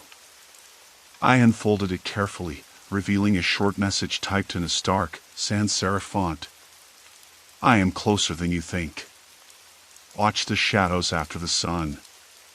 A shiver ran through me. The message wasn't just a taunt. It was evidence. Someone was following me, tracking my every move on this route I had thought was mine. I looked around quickly, but the early morning was still, almost unnervingly so. I tucked the note into my pocket, speeding up. My heartbeat wasn't just from exertion anymore, it was fear, palpably close. I tried to rationalize it. Maybe it was someone lonely, someone craving attention, maybe a disturbed mind playing cat and mouse. But the precision, the timing, this wasn't random. Whoever it was had prepared for me, waited for me, and had been watching for days. I decided to alter my route on the way home, taking a detour through the busier streets of Carmes, passing cafes that would soon be opening, hoping the presence of others might offer some invisible shield. I sent a quick text to my friend Camille. Something's wrong. Someone's been leaving me notes on my run. I'm scared. No reply. The silence echoed louder than any words could. Later that morning, I sat at my kitchen table, the note from the bridge under a glass paperweight, an attempt to make it less real, less threatening. My phone lay beside it, the screen dark. I wanted to call the police but hesitated. What could I tell them? That someone was following me? That they left cryptic messages? Would they take it seriously without concrete proof? And what if this person stopped if they knew I was being watched?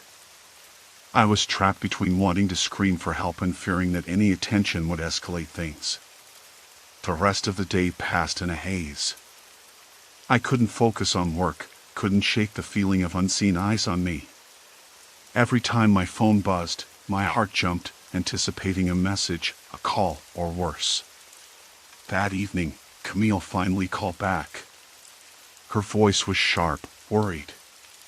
You need to go to the police, Claire. This isn't just some prank. I know, I whispered. But what if it gets worse? What if they see that I'm scared? We'll figure it out. You're not alone. Her words were a lifeline, fragile but real. That night, I lay awake, curtains drawn tight, listening to the distant sounds of the city. The notes, the watching, it felt like my life had become a shadow play, each move measured by someone who wanted to unsettle me down to my core. And the worst part was that I didn't know who it was. A stranger? Someone I passed every day without a second glance. A neighbor? The thought made my skin crawl. I realized that the simple act of running, something that had once been freedom, was now a trap. Every step I took was shadowed by fear, every familiar corner hiding potential menace. The notes were no longer just pieces of paper. They were marks of possession, warnings etched in ink and hidden in the world I thought I controlled. As dawn broke again, I resolved not to run tomorrow. Not until I had answers, until I knew who was out there in the shadows, watching me. But part of me already knew this was far from over. The weight of silence pressed down as I waited, heart pounding in the stillness. Shadows shifted with the rising sun, and the city seemed alive with secrets I was only beginning to understand. Whatever was coming next, I had to be ready not just to survive, but to fight back. Story 4, Nightmare Encounter with Unknown Prowler near Campsite. The wind had been relentless all day, a constant, biting presence that swept across the ridge and whistled through the sparse pines scattered thinly across the rocky ground. We'd set out early that morning from the nearest village, eager for a weekend away from the city's suffocating noise and the endless hum of Beijing streets, where I'd spent the last 3 years working as an expat translator. My friends Liam, Sarah, and Tom were all as keen for the escape as I was. None of us had ever camped this far from civilization before. We'd chosen a spot that felt remote, perhaps even too remote, considering none of us had signal on our phones. But that was the point. Just us, nature, and the quiet. I remember the first time I noticed it, though I didn't want to admit it to myself then. While we were collecting firewood near the tree line, I thought I heard footsteps crunching on the gravel behind us, but whenever I turned, no one was there. Liam joked about it being deer or some other wildlife, but the sound was oddly deliberate, too rhythmic to be random. Still, I let it go, assuming my nerves were getting the better of me. Night fell quickly, much faster than I'd expected. The sky deepened from a fiery orange to a velvet navy, stars blinking into existence overhead. Liam and Tom busied themselves pitching the tents while Sarah and I gathered dry branches for the fire.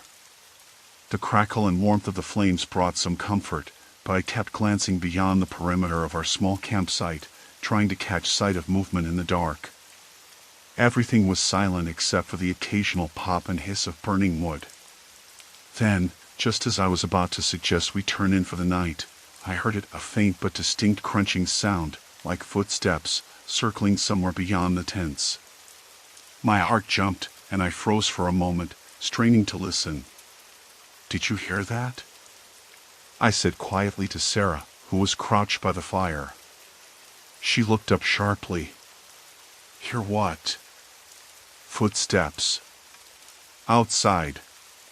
Around us." Sarah's expression tightened. "Probably an animal. Deer maybe." "No," I said, shaking my head. It sounded too steady. Like someone walking slowly, deliberately. We exchanged a look, and just then Liam and Tom emerged from the tent area, having finished setting up. "Did you guys hear anything?" I asked. Tom shrugged. "Nothing. Just the wind, I guess." But the footsteps came again, this time louder, slower. They moved in a circle, crunching over gravel and rustling through the dry leaves. It was disorienting, sometimes close, sometimes distant, always around us but never revealing a source. "Maybe we should shine the torches out there?" Sarah suggested, a hint of nervousness creeping into her voice. I nodded, but Liam shook his head. "No point. Whoever it is would just run off. Probably some local out here, farmers or hikers. We're not exactly hidden." Still, the unease was growing. My pulse quickened every time the footsteps circled, never breaking their rhythm. I found myself gripping the flashlight tighter, directing its beam into the darkness, trying to catch a glimpse of movement. The others tried to laugh it off, but I could tell we were all on edge. Even Tom, who was usually the most laid back of the group, seemed restless as he paced near the fire. Then, just as we were settling down to eat, a twig snapped sharply from the direction of the tree line. We all froze. The footsteps stopped. For a moment, silence. Then a low, deliberate voice whispered from the dark, "You shouldn't be here." I almost dropped my cup, and Sarah gasped. Liam and Tom stood up instantly, their bodies tense, eyes scanning the shadows. "Who's there?" Liam called out, trying to keep his voice steady. No answer. Only the sound of leaves rustling faintly as if someone was retreating, though their footsteps didn't fade away. Instead, they began to circle again, closer this time. We huddled together, every sense heightened. The fire seemed small and fragile against the growing darkness, and the forest felt like it was closing in around us. "I'm going to check it out," Liam said abruptly, grabbing the largest stick he could find. "No," I said quickly, "we don't know what's out there." but Liam was already moving toward the edge of the clearing. "Wait," Sarah said, standing up. "Take the flashlight." Liam nodded, flicked on the beam, and the beam cut through the dark. A figure stood just beyond the tree-line, half hidden behind a birch. The light caught the stranger's face, a man, probably in his 40s, lean and pale, his eyes dark and unreadable. "You're trespassing," he said quietly. "We didn't mean any harm," Liam replied, trying to keep his tone calm. "We're just camping." The man's gaze shifted slowly between the tents, the fire, us. "This land isn't for visitors. Especially not strangers." I felt my throat tighten. "We'll leave in the morning," I said, trying to sound reasonable. He didn't respond immediately. Instead, his eyes flicked to the forest behind him, then back to us. The silence stretched, thick with tension. Finally, he spoke. "I've been watching you. Since you arrived." The words hit me like a blow. "Why? What do you want?" He took a slow step forward, moving into the circle of light. "To make sure you understand where you are." We all exchanged uneasy glances. This wasn't just a local farmer concerned about trespassers. This was someone who'd been deliberately watching us, stalking us in the dark. The wind picked up again, rattling the branches overhead. The man's figure blurred in the flickering firelight as he watched us, silently waiting. "Please," Sarah said softly, "we'll pack up first thing." He said nothing more, just turned and melted back into the woods as silently as he had appeared, leaving only the echo of his footsteps behind. We didn't sleep that night. Every shadow seemed to move, every sound made us jump. I kept the flashlight close, listening for the crunch of footsteps circling once more, knowing that somewhere out there, someone was watching, waiting, and not ready to let us go. The night wrapped around us like a thick, suffocating blanket. At first, it was just a soft shuffle, almost imperceptible over the fire's crackling and the occasional murmur of my friends talking quietly. But then, as the minutes dragged on, the noise grew more distinct, sharper, deliberate, as if someone was pacing around our tents. I froze, my ears straining. The feeling in the pit of my stomach twisted into something colder, more insistent. "Did you guys hear that?" I whispered, turning to Liam and Sarah, who were seated just a few feet away. Tom paused mid-sip of his water bottle, the air suddenly thick with tension. "Hear what?" he asked, his voice low. "There, behind the tents," I nodded toward the dark fringe of trees and rocks that bordered our little clearing. "Footsteps. I'm pretty sure someone's circling us." Liam frowned and stood up, pulling his jacket tighter around his shoulders. "You're imagining things. Probably just an animal." "No," I said, my voice firmer than I felt. "It's too regular. It's not an animal." Sarah looked around nervously, her eyes sharp in the firelight. "Maybe it's just a deer or a fox. You know how sound plays tricks at night." But I wasn't convinced.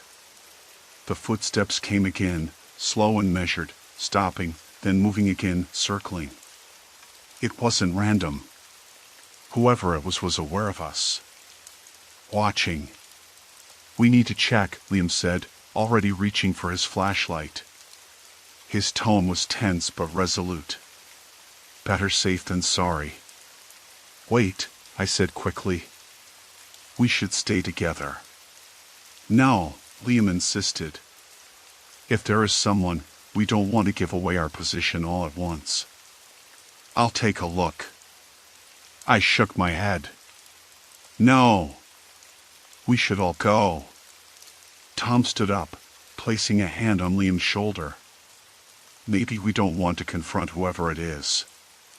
What if they're armed?" Sarah crossed her arms, eyes darting toward the darkness beyond our firelight. "Can't we just pack up quietly and leave?"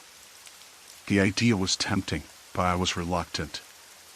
We were miles from anywhere, and the prospect of hiking in the dark without proper gear wasn't appealing. Besides, if someone was out there, we needed to know what we were dealing with. "We stay put," I said firmly. "All together. If there's someone out there, we make sure they know we're not easy targets." The footsteps grew louder, closer. I could hear the faint scrape of boots or maybe heavy shoes against gravel and twigs. I felt my pulse quicken, every muscle taut, my breath shallow. Suddenly, a figure emerged from the shadows, just at the edge of our firelight. The beam from Liam's flashlight illuminated a man, thin, tall, wearing a dark jacket and a cap pulled low over his face. His eyes gleamed in the light, unreadable and cold. For a moment, no one moved. The man stood perfectly still, as if waiting for us to make the first move. "Who are you?" Liam called out, his voice steady but edged with threat. The man didn't answer. Instead, he took a step forward, then another, closing the gap between us. His movements were slow, deliberate, almost predatory. Sarah gasped and instinctively reached for Tom's arm. "Stop right there," I said, my voice louder than I intended. "We don't want trouble, but leave now." The stranger paused, then in a low voice, surprisingly calm and deliberate, he said, "I've been watching you for hours." A chill ran down my spine. The words were simple, but the implication was terrifying. He had been stalking us, observing us from the shadows for who knew how long. "Why?"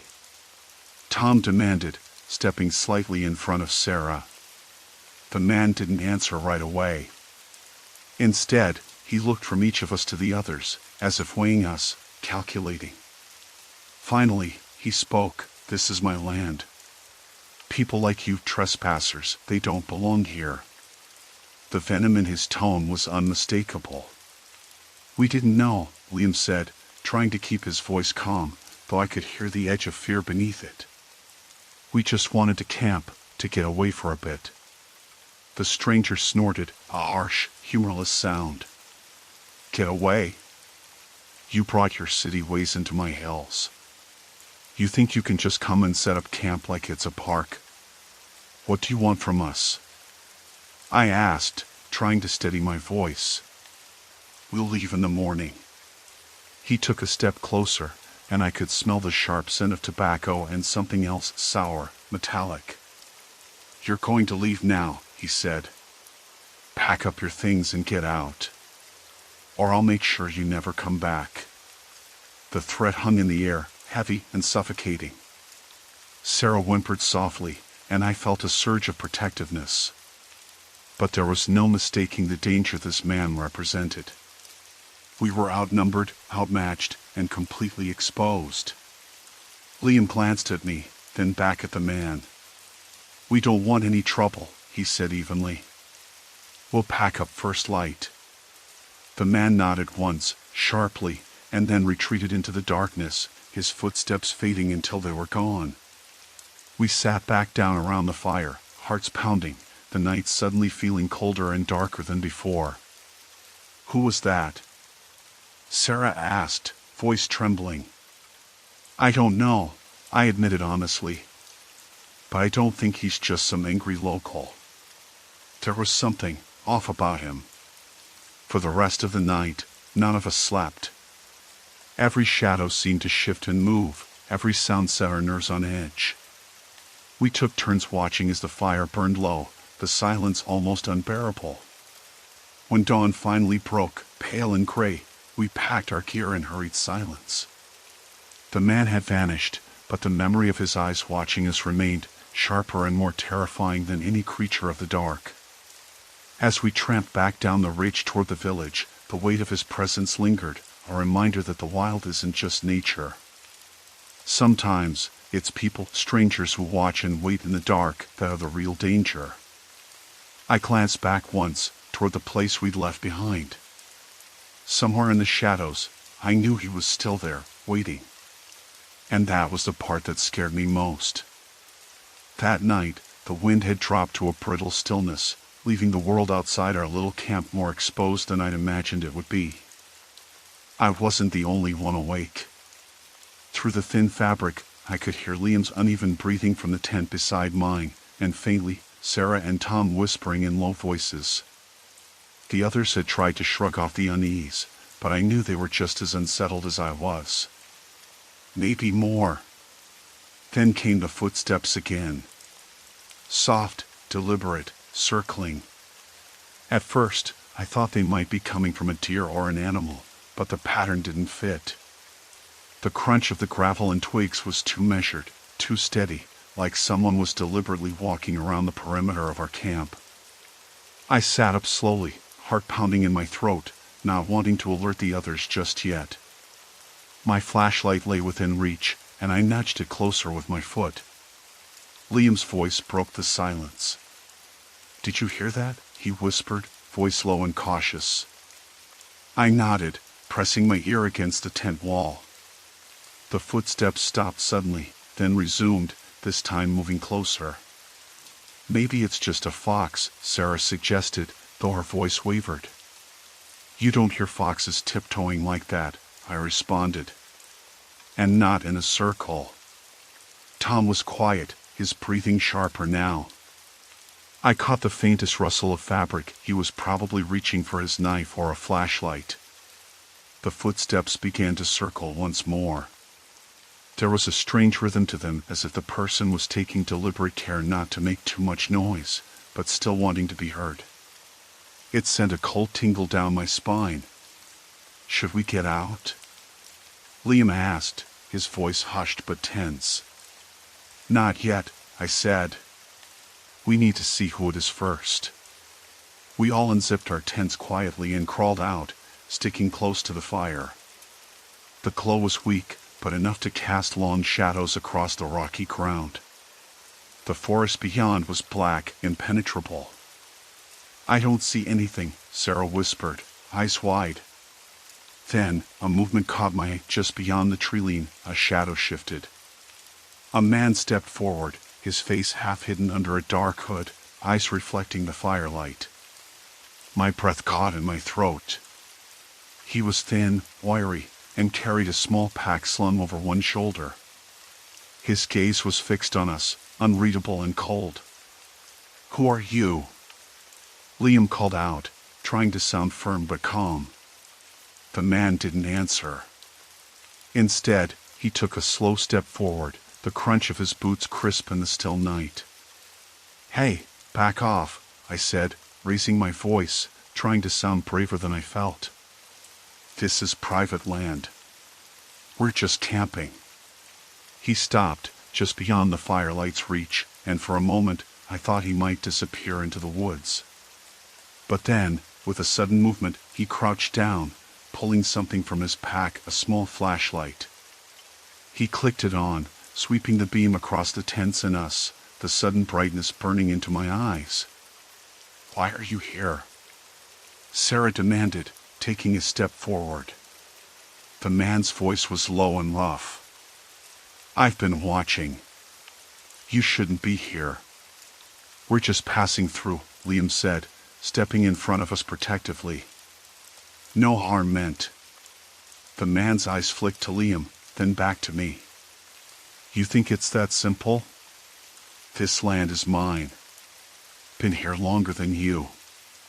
You don't belong." Something in the way he said it sent a chill through me. There was anger beneath the words, but also something darker, possessiveness, suspicion, a warning. "We didn't know," I said quickly.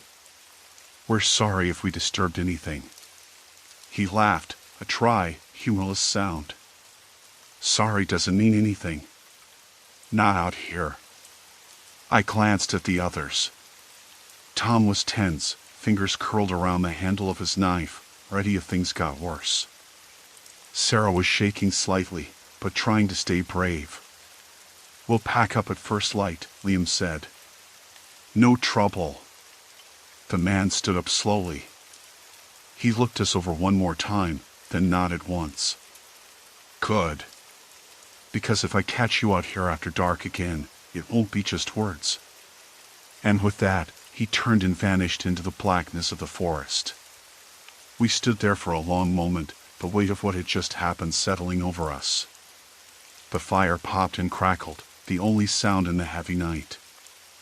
"I can't believe that," Sarah finally said, voice trembling. "He was watching us the whole time." "Hours," I said, swallowing hard. "He was out there for hours." Liam shook his head, rubbing his forehead. "We should have known. This isn't some tourist trail. It's his land, and he's been watching." Tom paced the small clearing, eyes darting toward the trees. "We need to be careful," I said. "No more wandering off by ourselves. No more fires after dark." The reality hit me like a cold wave. We were not just visitors here, we were trespassers in someone else's world, and that someone had been watching us, studying us from the shadows. That night, sleep was impossible. Every sound made me jump, a twig snapping, the rustle of leaves, an owl calling out in the distance. Every time I closed my eyes, the man's face haunted me, sharp, wary, and deeply unsettling. By dawn, we were packed and ready to leave, moving quickly down the ridge with our hearts still racing. The islands had seemed like an ideal escape from the chaos of city life, but now I knew that the wilderness had its own dangers, ones that didn't come from animals or storms, but from people hidden just beyond the firelight. I haven't forgotten that night since. The way his eyes caught the fire's glow. The way he spoke as if we were intruders in his world, and as if he was waiting for us to understand the rules before it ended badly. I don't know what he wanted, exactly. Maybe he was just a man guarding his land. Or maybe he was something more dangerous, a man who had been alone here for too long, who saw strangers as threats. Either way, I knew one thing: when you're out here, the real horror isn't the wild, it's the people lurking in its shadows. The night was deeper now, the stars hidden behind thick clouds that muffled even the usual sounds of the islands. I wasn't alone in feeling uneasy. Sarah's usual calm seemed frayed, her eyes darted nervously toward the tree every few minutes. Liam and Tom tried to keep the mood light, tossing out jokes and stories, but even their laughter sounded forced. The isolation gnawed at us, and what had started as a welcome break from city life was twisting into something else, something raw and sharp. Then, the footsteps started again. They were soft at first, tentative, circling our camp with a careful, measured rhythm. I froze mid-sentence as the sound became unmistakable: footsteps, distinct and deliberate, moving slowly around our tents. The firelight flickered against the rough fabric, shadows pulsing. My heart thudded painfully in my chest. I caught Liam's eye, and his expression mirrored mine, alert, tense. Sarah whispered, "Did you hear that?" Her voice was barely audible, swallowed by the crackling fire. Tom shook his head but didn't look away from the darkness. "Probably an animal," he said, though even he sounded doubtful. But it wasn't an animal. No deer or fox walks so deliberately, so quietly, and so close to a campfire. The footsteps circled, pausing now and then, as if the person was sizing us up, testing our awareness. We sat frozen, breath shallow, every muscle coiled tight. My fingers itched for the small flashlight stashed inside my jacket pocket, but I resisted the urge. Shining a light into the darkness would announce our position, and whoever was out there could vanish in seconds. Then, a shadow shifted just beyond the firelight, a tall, thin figure standing motionless near the edge of the tree. For a moment, I thought it might be one of us playing a joke, but the tension was too real. No one moved or spoke. The shape seemed to watch us, unblinking and still. Liam finally broke the silence. "Who's there?" His voice was low, steady but carrying enough volume to reach beyond the fire's glow. "We're just campers. Leave us be." No answer came. The figure took a slow step forward, and the firelight caught the gleam of something metallic, a knife or a multi-tool. I wasn't sure. My throat tightened. Sarah whispered urgently, "We need to get inside the tents. Now!" We scrambled, fumbling for zippers and poles, hearts pounding loud enough to drown out the night sounds. I was the last one into my tent, the nylon flapping as I zipped it up tight. Darkness swallowed me whole, and the only sounds were the rapid thumps of my own breathing. Outside, the footsteps continued, pacing around the perimeter. The metal glint caught the firelight again, closer this time. I could hear the scrape of boots against rock and grass, slow, deliberate, circling us like predators sizing prey. The sound was maddening, close enough to be terrifying, too far to confront. For what felt like hours, the figure prowled, never breaking stride, always just beyond the faint glow of the dying fire. I tried to stay calm, reminding myself that we'd call for help if needed, that no one had tried to get inside the tents. Yet I couldn't shake the sensation of being watched, studied. Eventually, the footsteps faded, retreating back into the blackness. The silence that followed was oppressive, thick with unanswered questions and primal fear. We waited until the first weak light of dawn to unzip our tents, eyes scanning every shadow. There was no sign of the figure, no footprints or discarded items, just the trampled grass around the fire and the cold ashes. We packed quickly, haunted and unsettled, eager to leave the place that had been our refuge and turned into a trap. As we hiked back toward the village, I couldn't stop looking over my shoulder. The highlands were beautiful, but that night had shown me a darker side, the certainty that the wilderness, for all its majesty, could hide something far more dangerous than any animal. A person, watching, waiting. And that thought stayed with me long after we'd left the mountains behind. The village seemed strangely distant when we finally arrived, its familiar sights and sounds muted beneath the weight of our shared unease. The marketplace bustled as usual, children laughing and vendors shouting their wares, but we moved through it like shadows, our eyes darting to every window and alleyway. Even the warm glow of the hearth fires in the cottages offered little comfort. That evening, as I sat alone by the fire in the small room we had rented, the silence pressed in, thick and suffocating. I kept replaying the events over and over, the flicker of movement just beyond the ridge, the sudden snap of a twig, the way the shadows seemed to coil and twist like living things. Had it been a hunter? A lost traveler? Or something more sinister, something that didn't belong to this world? Sleep came only in fitful bursts, each time interrupted by dreams of eyes gleaming in the darkness, watching, unblinking. Morning brought no relief. The village felt smaller somehow, constricted by an invisible tension. I resolved to speak to the elders, hoping their wisdom could dispel the growing dread. But when I asked about the highlands, their faces tightened, voices dropping to whispers. "Old stories," one woman said, avoiding my gaze. "Warnings passed down through generations. The land remembers." It was clear then that the wilderness held secrets far older than we'd imagined, and that some places, no matter how beautiful, were best left undisturbed. As the sun climbed higher, casting long shadows over the cobblestones, I understood that our journey was not just a physical one. It had marked a crossing into something unknown, a threshold we might never fully cross back. The night deepened, folding around our small camp like a heavy blanket, the sky a dense black overhead interrupted only by the faint promise of stars. Earlier, Tom had joked about the footsteps we'd all heard, the ones circling our tents, rustling through the underbrush just beyond the firelight. "Probably some deer gawking at us," he'd said with a forced laugh. But the truth was, none of us were convinced. There was something about the rhythm, the way the sounds came and went, pausing and then resuming, as if whoever or whatever it was deliberately stalking us. I glanced at the other tents. Liam was dozing fitfully, Sarah had burrowed deep into her sleeping bag, and Tom was staring into the fire, his face pale in the glowing light. None of us had dared to step beyond the circle of firelight after sundown, and I could see why.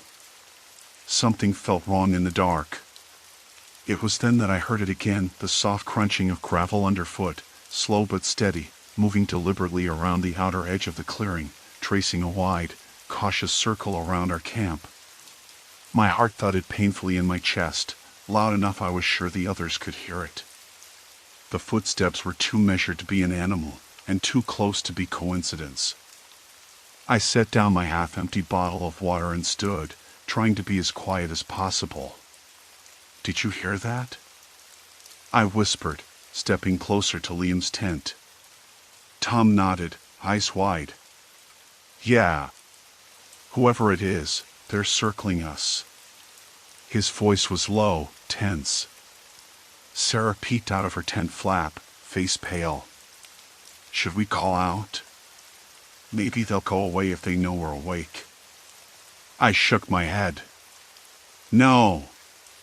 We don't know who or what it is. If this is someone watching us, we don't want to make ourselves easy targets." For a moment, we just stood there, listening. The footsteps had stopped. The world was suddenly very quiet except for the crackling fire, and even that seemed muted. Then, from the darkness on the far side of the camp, a faint rustle, a soft snap of a twig made us all freeze. Liam swallowed hard. "We need to do something," he said, voice barely above a whisper. "I'm not waiting for this to get worse." I nodded, heart pounding. I reached into my small backpack and pulled out the flashlight I'd packed, switching it onto a narrow beam of harsh white light. I aimed it toward the noise and called out, "Hey! We're awake. Show yourself." The beam swept slowly across the dark, bare trees, the rocky ground, the bushes edging our clearing. And then, just out of reach of the light, I caught a shadow move, a flicker of dark against dark, a shape crouching near the tree-line. "Stop there," I said, voice steadier than I felt. "Who are you? What do you want?" The shape didn't move. Then, a low voice answered, rough and quiet, "I'm just passing through. Didn't mean to scare you." Tom stepped forward, flashlight trained on the figure. "Passing through? Around midnight? In the middle of nowhere? That's not a good story." The figure shifted, stepping slightly into the light. We could see a man, mid-30s maybe, wearing a hooded jacket and worn boots. His eyes flicked nervously between us, but he kept his hands where we could see them. "I've been watching your fire from the trees," he said. "Didn't want to get too close. Just figured you might have food or something. It's been a long hike. Why didn't you come closer and ask?" Sarah's voice trembled. "Why sneak around our tents like that?" He shrugged, a weak gesture that didn't convince me. "I'm not great with people. I didn't want to startle you. I was just curious. You're a long way from anywhere." Liam frowned. "We're not looking for trouble. But wandering near our camp at night? That's dangerous. For you and for us." The man nodded, eyes darting to the darkness beyond. "I know. Look, I'm sorry. I've been hiking these hills for years. Sometimes I camp too, but I keep to myself. I saw your fire and I thought maybe you had extra food or a lighter. Mine ran out an hour ago." There was a hesitation in his voice, a cautious honesty that made me doubt he was dangerous, but the way he'd circled us, watching, clearly spooked us all. I stepped forward slowly, trying to decide whether to believe him. "Why didn't you tell us where you were going? Or at least make yourself known before prowling around our tents?" He looked down at his feet. "I don't like asking for help. Usually, I keep to the hills alone. But tonight, I lost my way. Didn't have signal on my phone. I thought I'd try to catch up to some people, see if I could get some help." Sarah spoke softly. "We could have helped you if you just said so." He looked up, eyes glistening with a mixture of relief and shame. "I know. I messed up. I'm sorry." There was a long pause as we all processed the situation. The fear that had gripped us only moments before was shifting, easing into cautious sympathy. Still, I couldn't shake the feeling that this man's presence here, in such a remote place and at such a late hour, had changed something fundamental about our night. Tom finally lowered the flashlight but kept his gaze fixed on the man. "You need to stay here by the fire for a bit. We have some food and water. After that, you can head back the way you came." The man nodded gratefully and stepped fully into the firelight. The shadows no longer felt as threatening now that we knew he was human, vulnerable. But the tension lingered, a reminder that the wild isn't just dangerous because of the elements or animals, it's because of people too, and sometimes, you don't know what they're capable of until they're right there, circling your camp. We offered him some food and water, and as he sat quietly beside the fire, the night seemed to grow still again. I stared into the flames, thinking how close we'd come to something far worse than a restless wilderness, the fear of the unknown, of someone watching, waiting, just beyond the reach of the light. It wasn't the kind of fear you could outrun or ignore. It was the kind that burrows deep, a shadow that lingers long after the footsteps have stopped. But for now, at least, there was no one circling the tents. Only the crackling fire and the steady breathing of 4 friends and one reluctant stranger sharing the same fragile night. Story 5, Deadly Sudden Blackout and Collective Denial. The lights went out just before noon, without warning and without explanation. I remember the exact moment I realized this was no ordinary blackout. I looked down the street, expecting to see others pulling out phones, glancing anxiously, maybe even heading for the nearest metro entrance or a store with backup generators. But instead, everyone was walking as if nothing had happened. The vendors on the corner kept selling pastries from their stalls. The old man reading the newspaper at the bench just a few steps away didn't even flinch. I caught a woman's eye as she strolled by, and she smiled at me warm, like a neighbor greeting another on a normal autumn day, and said, "Beautiful weather we're having, isn't it?" I blinked, trying to find my footing. "The power's out," I said, voice barely above a whisper. She frowned slightly, as if I'd misunderstood her. "What do you mean?" "The electricity's fine. I was just on the phone with my son in the Marseilles arrondissement. No problems at all." I shook my head, heart thudding. "No, there's definitely a blackout. The lights just went out everywhere. Have you noticed? No phones, no trams running, no screens, nothing." Her smile became tight, the warmth draining. "You're mistaken. The city's fine. Maybe you're feeling unwell? You should sit down."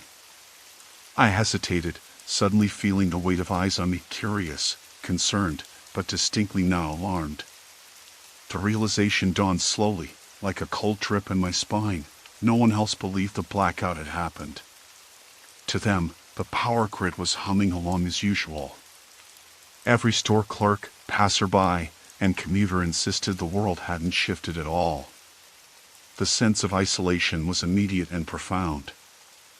I reached for my phone again, but the screen remained stubbornly dark. I tried to call someone, anyone, but the cellular network was dead. No bars, no signal, as if the blackout had swallowed every bit of connectivity. I looked up at the sky, the autumn sun hidden behind a thin veil of clouds, but no comforting glow of street lamps or neon signs pierced the gray. I decided to leave the cafe, stepping out onto the street with a cautious urgency. The boulevard was eerily quiet, save for the soft crunch of leaves underfoot. Shops with shuttered windows stood like tombstones, their usual displays dark and lifeless. But as I passed by, shopkeepers looked up and nodded politely, their conversation continuing as if I'd just interrupted something mundane. I approached a newsstand, one of the few places that usually bristled with activity. The vendor looked up from his cigarette and smiled. Bonjour. How can I help you today? He asked, his voice warm but with a faint edge of impatience. Is the blackout affecting the whole city? I asked, trying to keep my voice steady. He shook his head. What blackout? Everything's working perfectly. I've been listening to the radio all morning. They said there was a small outage in the northern suburbs, nothing here. I frowned. No radio stations are broadcasting. I've been trying to reach someone. Nothing's responding. He shrugged, clearly unconvinced. Maybe your radio is broken. Mine's fine. He pointed at a small transistor radio beside him, the screen glowing faintly. The static hissed quietly. I stepped back, heart pounding. Have you noticed the traffic lights? They're all dead. I gestured toward the intersection a block away, where the usual red and green signals were dark. He laughed lightly. That's just the city's new regulations to reduce electricity consumption. They've been testing it for weeks. You must have missed the announcement. I shook my head, overwhelmed. Every attempt to explain the blackout, to find someone who acknowledged it, was met with denial or polite dismissal. It was as if the entire city, this vibrant, sprawling metropolis of Marseille, operated on a collective agreement to erase the blackout from memory. By mid-afternoon, my confusion had slid into something colder, fear-edged with frustration. I wandered the streets, trying every avenue, the police station, the train station, the municipal offices. Each time, I encountered the same story. No blackout, no disruption, just the normal humdrum of daily life. I even tried entering a hospital, hoping for some explanation, but the receptionist furrowed her brow and said the hospital had never lost power today, and if I was feeling unwell, perhaps I should see a doctor. The sense of unreality was suffocating. I started to doubt myself. Was I imagining this? Had I slipped somehow into a waking dream? But the darkness around me, the dead screens, the silent trams, the powerless street lamps told a different story. That evening, as dusk fell and the streets grew colder and less forgiving, I found a small hotel willing to give me a room. The receptionist was pleasant enough but insisted everything was normal, the city perfectly functional. The television in my room was dead, the windows showed no flicker of streetlights. I sat on the bed, the silence pressing in from all sides. I tried to call my parents back home in Chicago, hoping for some tether to sanity. The line went dead every time. I sent texts, emails, social media messages, all unanswered. It was as if I'd been erased from the shared reality of the world. Sleep was elusive.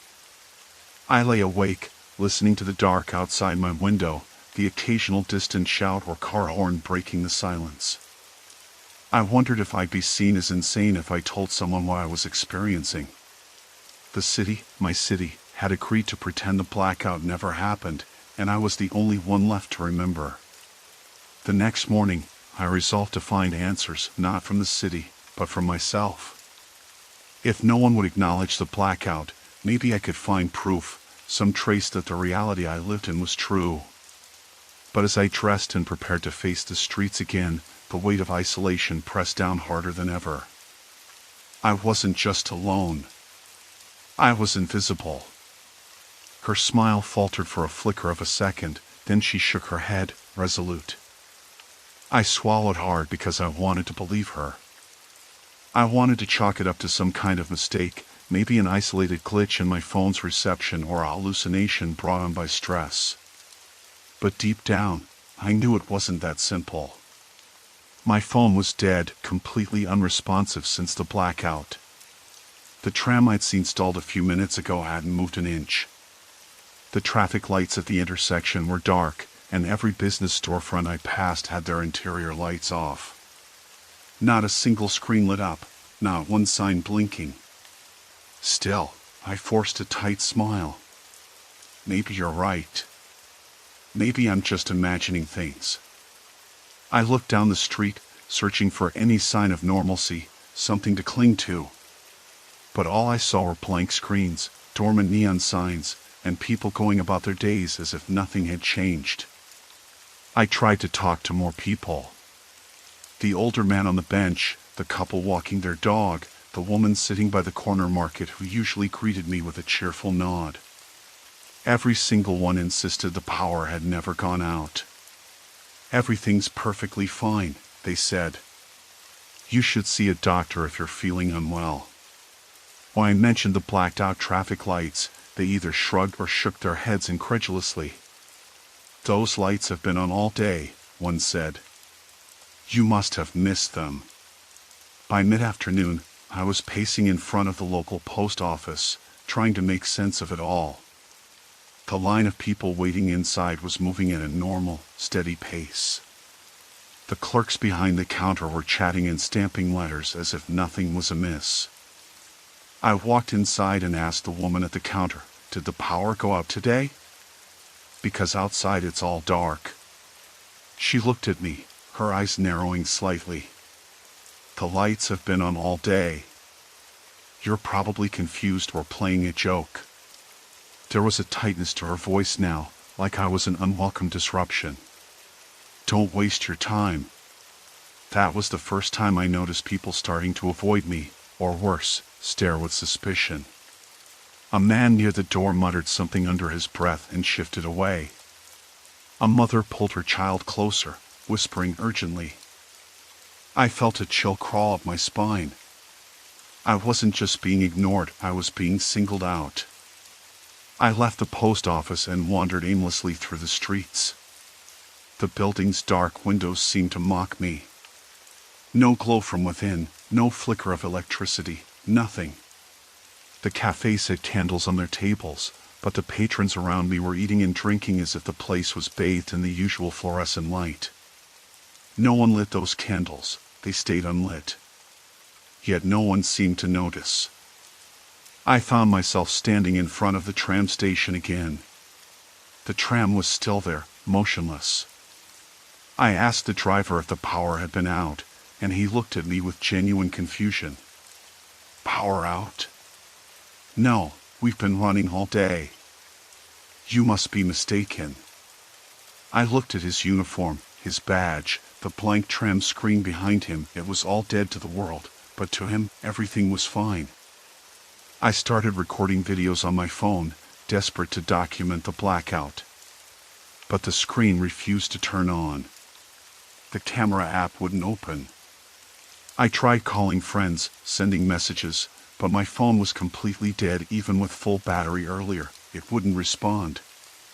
It was like the blackout had eaten my device too. By evening, I was exhausted and terrified. I went back to my apartment building, a modest block near the old port. The stairwell was dark, lit only by the fading light from the street. I tried the elevator, no response. I had to walk up 4 flights of stairs, my heart pounding with each step. When I got to my door, I found a folded note slipped under it. I unfolded it carefully. It said, "Please stop causing trouble. Everything is fine. We don't want problems." No signature. No indication of who left it. I sank onto the floor, the note clutched in my shaking hands. The message was clear. I was not just isolated, I was being warned. As if the city itself were telling me to stop looking, stop questioning, stop disrupting the illusion. I considered calling the police, but what would I say? The power's out, but no one else knows it. I couldn't risk sounding unhinged. Besides, I had no proof. Just my own experience and the dead silence of my phone. Later, I tried to talk to my neighbor, an elderly woman named Madame Lefebvre. She was usually warm and kind, but when I told her about the blackout, her face hardened. "You must be tired, dear." "I'm sorry, but I don't have time for nonsense today." She closed her door firmly in my face. It wasn't just denial anymore. It was active rejection. I was becoming an alien in a place I called home for years. I spent the night sitting by my window, watching the city. The streets were alive with people moving about, illuminated only by moonlight and the dim glow of smartphones. The only screens that worked were the ones in the hands of those who refused to acknowledge the blackout. But when I looked closer, most phones were dark too, or so it seemed. I felt a growing fear that maybe I was losing my mind. But then I noticed something else. The clock on the City Hall tower had stopped at exactly 11:57 a.m., the time the blackout began. Everyone else's watches were moving, their digital clocks were running. But the city clock, that massive face I always glanced at to check the time, was frozen. The contradiction gnawed at me. How could everyone's reality be so completely different? I realized then that this was not just a blackout of power, it was a blackout of consensus. The city had erased the event from their collective memory, as if it had never happened. And I was the only one left who saw the darkened streets, the dead lights, the stillness where there should have been movement. But why? What were they hiding? Or was I the problem they wanted to hide from? I felt utterly alone. As I sat there, staring into the darkness outside, I heard a faint knock at my door. I froze. The silence outside was heavy, oppressive. The knock came again, soft, deliberate. I didn't answer. The knock stopped. Minutes passed. Then, almost imperceptibly, a voice from outside murmured through the doorframe, "Please. Just stop." I left the cafe where I tried to explain the blackout, but the woman's dismissive smile and the polite nods of the others still echoed in my head. I stepped onto Rue Saint-Ferréol and looked around. The street lamps were off, their glass globes reflecting the gray sky above like empty eyes. Shops stood open, their interiors bright with fluorescent light, the neon signs gleaming in defiance of the darkness I was drowning in. Inside, shopkeepers wore expressions of business as usual. I hesitated outside one, then pushed open the door. The air inside the bakery smelled of fresh croissants and coffee, warm and comforting. Behind the counter, a middle-aged man kneaded dough with practiced ease. When I asked about the blackout, he blinked, confused. "Blackout?" he echoed. "What blackout?" "The power's been on all day." His French was thick but clear. "This morning, I opened at 7. Lights all working perfectly. You want a pain o' chocolate?" I shook my head, feeling my pulse quicken. "No, I'm sorry. I just saw the whole street go dark." He chuckled, a dry, light sound. "You must have been somewhere else. Here, everything's normal." His eyes didn't waver, didn't flicker with doubt or concern. I left the bakery, trying to steady myself. The cold October air bit at my cheeks, and I wrapped my scarf tighter around my neck. I pulled out my phone, a useless, dead brick. No signal, no light. The screen remained stubbornly black. I started walking toward the viewport. The streets remained suspiciously empty for a Thursday afternoon, but those I did see passed by with calm, occasionally glancing at their phones or chatting quietly. Their phones were lit, their screens alive with messages and calls. One man stopped at a newsstand, thumb scrolling through headlines on his illuminated screen. I caught a glimpse, Marseille's energy grid stable and fully operational. That shattered something inside me. The city's own news was denying what I saw with my own eyes. I sat on a bench, trying to make sense of it all. The cold seeped through my jacket, but I barely noticed. My mind spun in circles. Was I losing it? Was this some elaborate joke? Some social experiment? I looked up at the sky. The clouds were thick, gray, but natural. Nothing supernatural, nothing out of the ordinary. I took deep breaths, trying to ground myself. Then I noticed a man sitting 2 benches away, staring at me. He was middle-aged, a jacket over his shirt, and his eyes were sharp, calculating. He didn't look away when I caught his gaze. I turned to face him. "Did you notice the blackout?" I asked cautiously. "The whole city went dark." He smiled, but it was a tight, unnatural smile. "No blackout. The power's been on all day. You look tired. Maybe you need some rest." His voice was calm but held an edge, like he was testing me. "I'm fine," I said, standing. "Can you tell me if you saw the lights flicker just now? On Rue Saint-Ferréol?" He shook his head. "No flickers. No problems. Maybe you saw a transformer blow. Happens sometimes, but it's fixed quickly. You should really stop worrying about it." The insistence in his tone unsettled me. I nodded slowly and walked away, but his eyes followed me. The rest of the afternoon passed in a blur. I tried every cafe, every shop, every person I could find, but the story was the same. No blackout, no power outage, no interruption to their day. People seemed friendly but guarded, as if any mention of the blackout was an unwelcome disruption to their reality. Desperate, I went to the tourism office near the old port. The building's big glass doors were open, and inside, the receptionist worked at a brightly lit desk. I approached, explained the situation, careful to keep my voice steady. She smiled politely, touched her earbud, and said, "Sir, there hasn't been any power outage in Marseille today. The grid is working perfectly. If you're having trouble with your phone, maybe you need to visit your provider." I showed her my dead phone, the blank screen, no signal. She nodded sympathetically. Technology can be funny sometimes. But the city's power has been stable. As I left, a man outside lit a cigarette, glancing at me. "You should stop talking about that.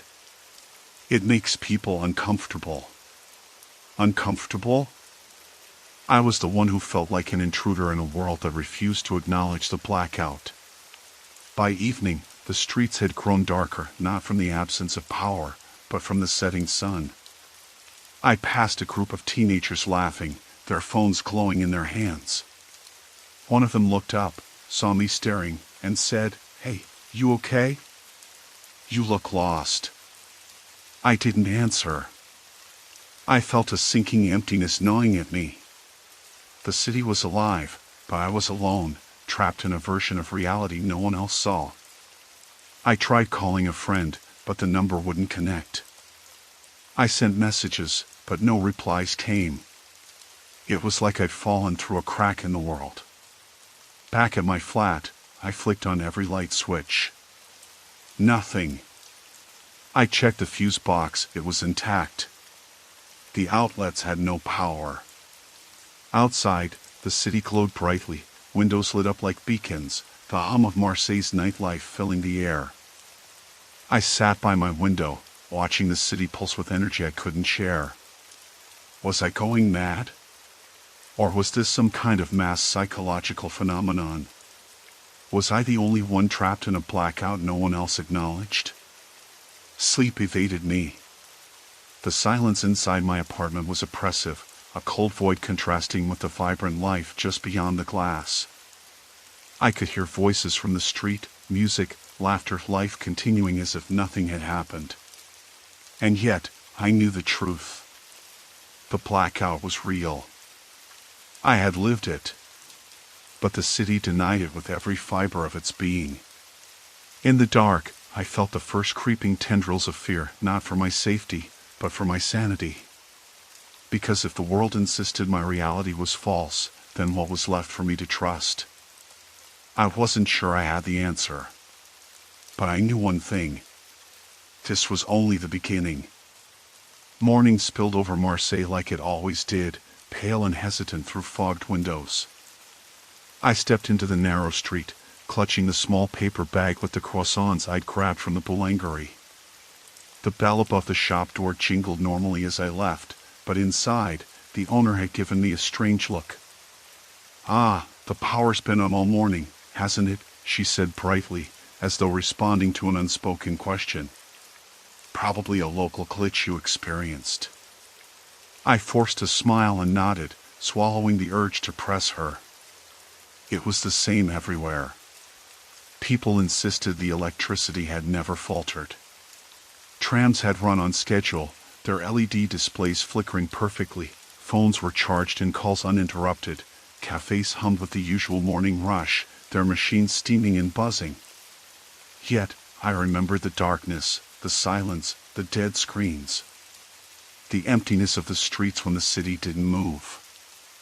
I wandered toward the place Castellane, hoping to find someone who might admit the blackout, a journalist, maybe, or a shopkeeper with a hint of confusion behind their eyes. But all I found was unanimous denial. A man sipping his espresso glanced up and said, "Are you feeling all right?" "The power's been steady all day." A group of teenagers laughed when I asked if they remembered the sudden silence hours earlier. I felt increasingly like a ghost, a remnant of an event erased by collective will. By midday, my phone buzzed for the first time in what felt like forever. I grabbed it eagerly, but the screen was flooded with notifications speaking of a perfectly normal day in Marseille. News outlets posted articles about the crisp October weather, a minor traffic accident, a local soccer match, no mention of any blackout. I tried calling my sister, Camille, who lived in the 6th arrondissement.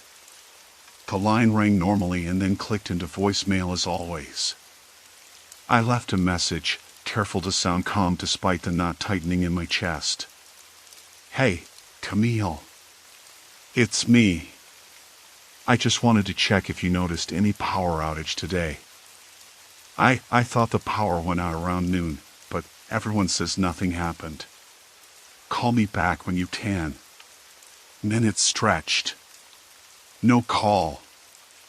I walked along Rue Paradis, everything bathed in the soft autumn light, the city alive but somehow wrong.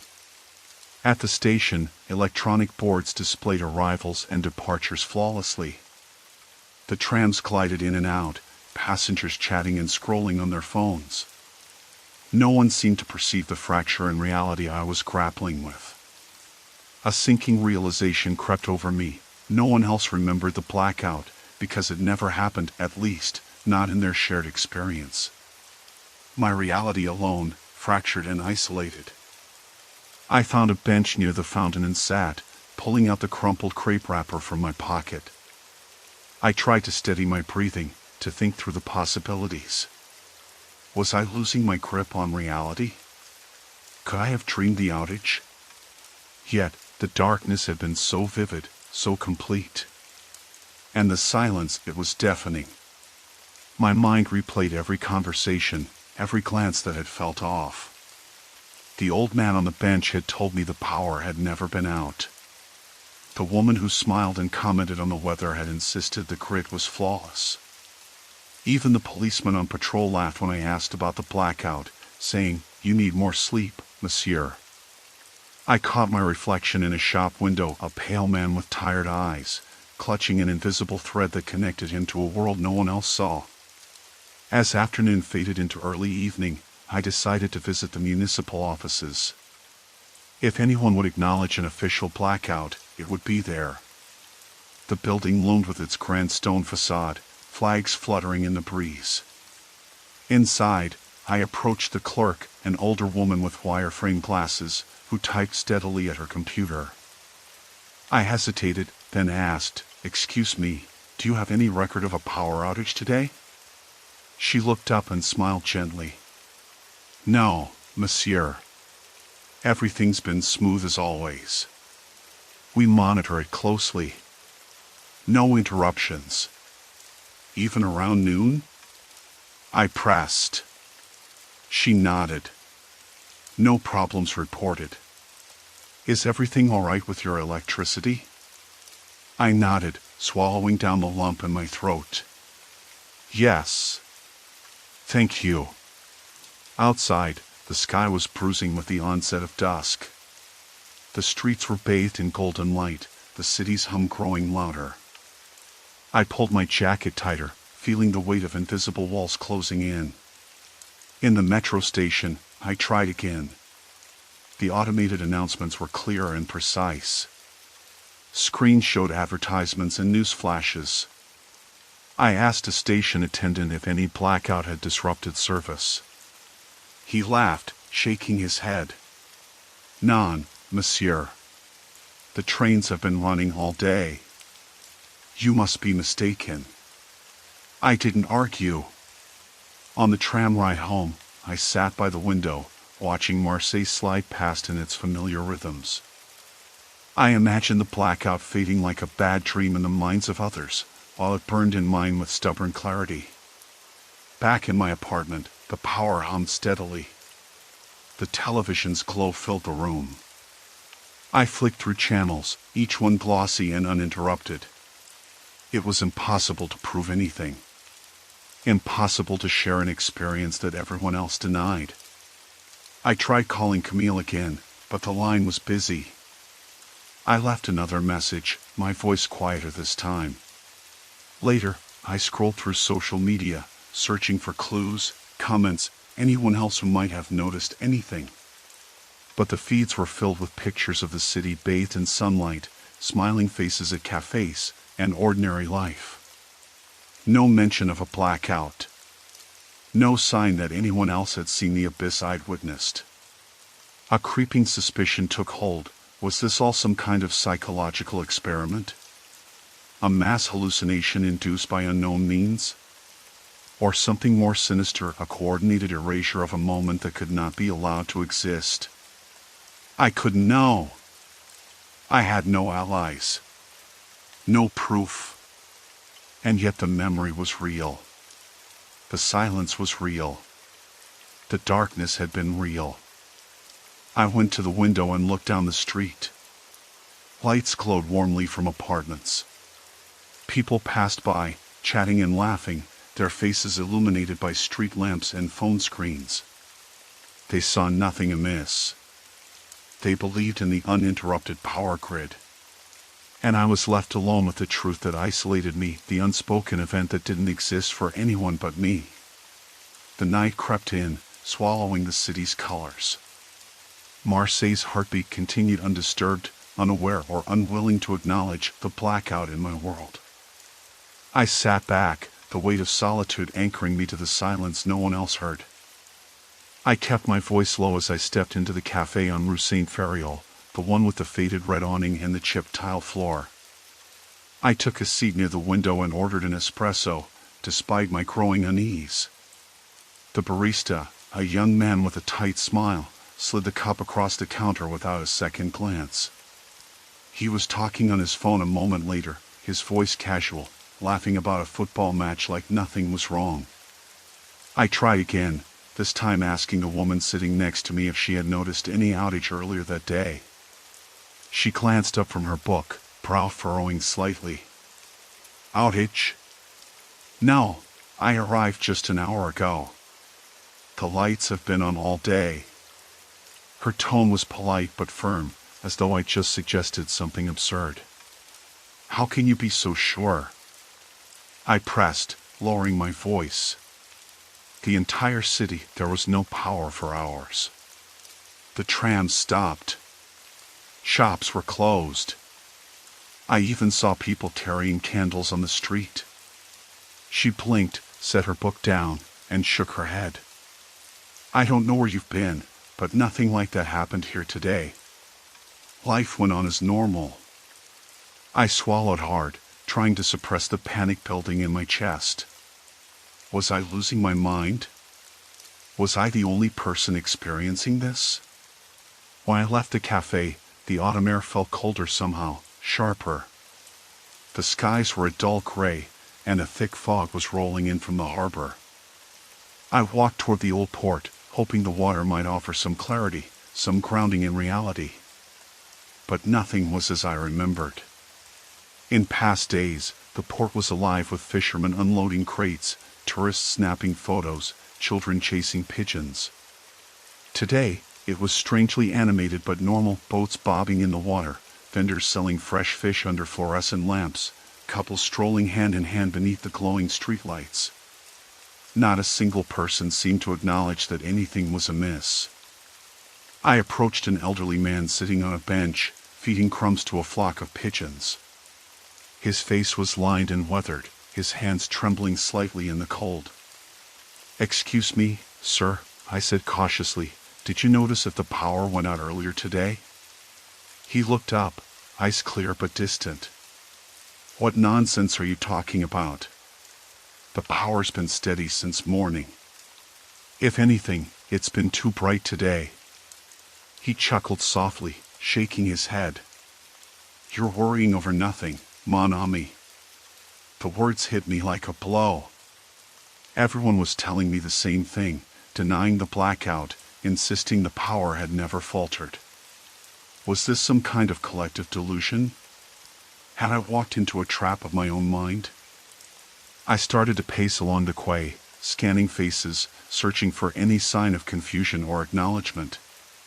Nothing. People smiled, talked, gestured, lived their lives as if nothing unusual had happened. Then I noticed him, a man standing just a few steps away, watching me with an intensity that made my skin crawl. He was tall, dressed in a dark coat despite the mild weather, and his eyes were fixed on me like a hawk tracking prey. I froze, suddenly aware of how exposed I felt. I tried to ignore him, turned and quickened my pace, but I could feel his gaze following every step. When I glanced back, he was gone. That moment shattered something inside me. I was no longer just isolated by the strange denial of the blackout. I was being watched. Maybe by more than one person. I ducked into a narrow alleyway, heart pounding. The fog thickened, muffling the sounds of the city. For a moment, I thought I heard footsteps behind me, quick, deliberate, but when I stopped and turned, no one was there. The streets were no longer just indifferent, they felt hostile. The people around me weren't just ignoring reality, they were protecting a truth I wasn't meant to see. But why? What had happened to the city while I was shut off from the world? I checked my phone again. No signal. The screen brightened, but the battery drained faster than usual. Messages wouldn't send, calls failed. It was the same as during the blackout, but everyone else insisted they had been connected all day. I found a small newsstand and grabbed the latest newspaper. The headline screamed about the success of a new city infrastructure project. No mention of any power outage, no disruption, nothing unusual. Photographs showed smiling officials inaugurating a new electric substation, framed by glowing streetlights. I asked the vendor, a middle-aged woman with sharp eyes, "Did you see the blackout? The power failure?" She gave me a tight smile. "No blackout. The city is stronger than ever." Her voice was calm but carried an unspoken warning. I let the newspaper fall back into her hands and moved on. I walked back toward my apartment, the fog swirling thick as I crossed Place Castellane. The normal chatter of the city seemed muted, as if the fog swallowed sound along with light. I was exhausted, hungry, and more alone than I'd ever felt. At my door, I paused and looked back at the street. A figure stood across the road, a woman this time, watching me. She vanished when I blinked. Inside, I locked every door and window, drew the curtains tight, and sat in the dark. My mind raced with questions, each more terrifying than the last. Was the blackout real or a hallucination? Had the city agreed to erase the memory of the outage? And who were those watching me? Friends? Enemies? Or something worse? Sleep was impossible, my nerves stretched thin. Every creak of the building, every distant horn made me flinch. I felt like I was trapped between two worlds, one where the lights went out, and one where they never did. And no one, not a single soul, would help me find my way back. I reached for my journal, the only thing that felt real and mine. I wrote down everything, every detail, every conversation, every moment of denial I had witnessed. If the truth was slipping away, I wanted to hold on to it, to prove to myself that I hadn't lost my mind completely. Tomorrow, I decided, I would try again. I had to know why the blackout was a secret no one would admit. Who was behind the silence? And most of all, how I could survive in a city that refused to recognize its own darkness. Story 6, Lost Guest spots blinking light inside smoke detector and investigates. I arrived in Bangalore on a humid August afternoon, the kind of heavy heat that clings to your skin and makes the air feel thick, almost viscous. After check-in, I was given the key card and directed to room 712 on the 7th floor. The hallway was quiet, unusually so for a weekday evening in a city this bustling. The air conditioning hummed faintly, and the lights overhead flickered just once before stabilizing. I stepped inside my room, which was predictably nondescript: 2 twin beds pushed together, a small desk, a TV mounted on the wall, a wardrobe, and the inevitable mini-fridge. The window looked out over a jumble of rooftops and the distant spires of the city's skyline. I set my bags down, peeled off my damp shirt, and sank heavily onto the bed. Jet lag was gnawing at the edges of my mind, but I needed to get ready for the welcome dinner in a couple of hours. As I pulled my phone from my pocket to check the time, I noticed a faint blinking light in the corner of the ceiling opposite the window. At first, I dismissed it as a stray reflection or perhaps a malfunctioning indicator on a device I hadn't noticed before. The light came from the smoke detector mounted in the center of the ceiling. A slow, rhythmic blinking red, almost imperceptible unless you were staring directly at it. I knew smoke detectors typically had a tiny LED to show they were powered and functioning, but this blinking seemed off. Too deliberate. Too steady.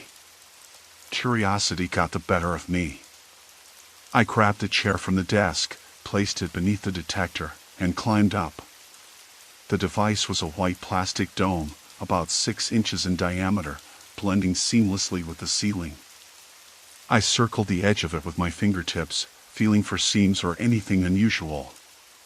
That's when I spotted it, a tiny pinhole near the center, just beneath the plastic cover. The blinking light was shining through it. My pulse quickened. A camera, I thought. No smoke detector had a blinking camera inside it. I pulled my phone out and zoomed in on the hole.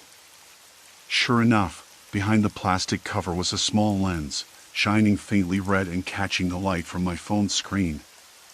My hands trembled slightly as I climbed down, heart pounding.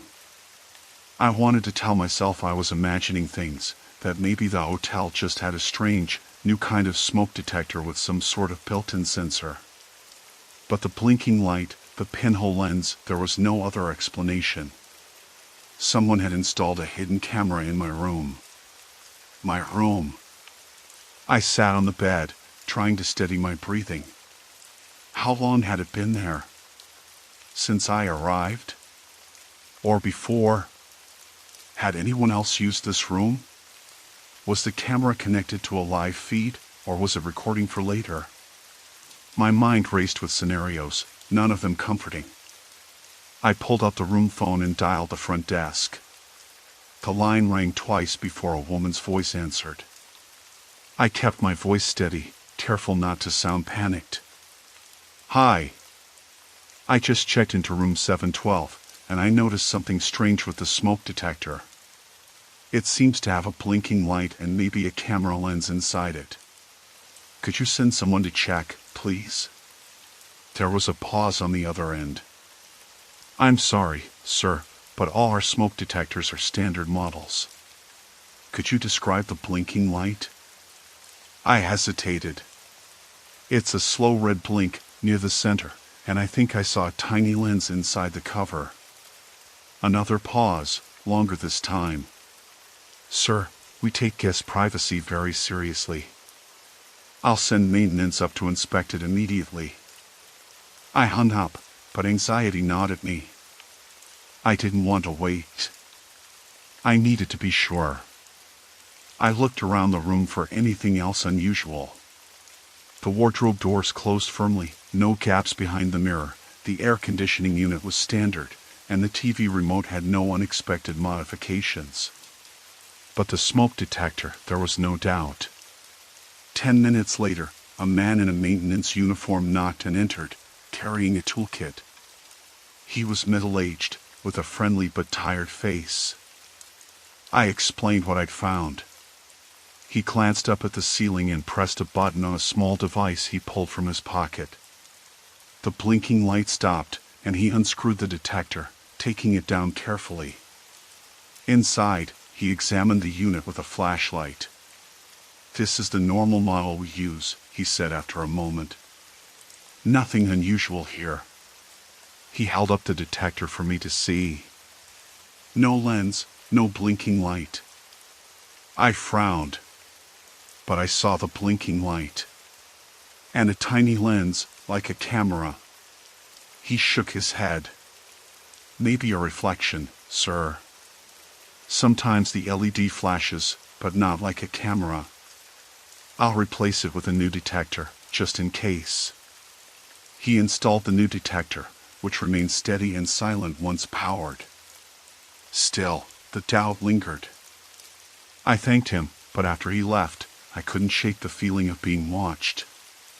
That night, I slept with the lights on, avoiding the ceiling as much as possible.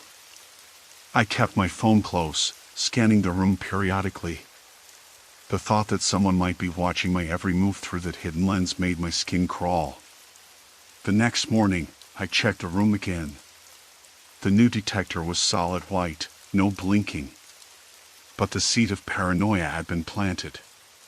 How many other rooms had that camera? How long had it been watching?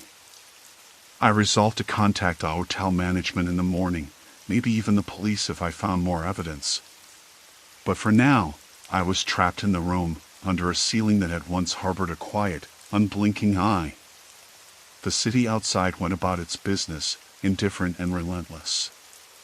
But inside room 712, a silent terror had taken root, and I wasn't sure how to escape it. I sat up straighter in bed, eyes fixed on the smoke detector. Curiosity overrode my tiredness. I grabbed my phone, turned on the flashlight function, and stood on the bed to get a closer look. The smoke detector was about 8 feet above me, centered on the ceiling near the entrance door. Its surface was smooth and glossy, with the usual vents and a small test button.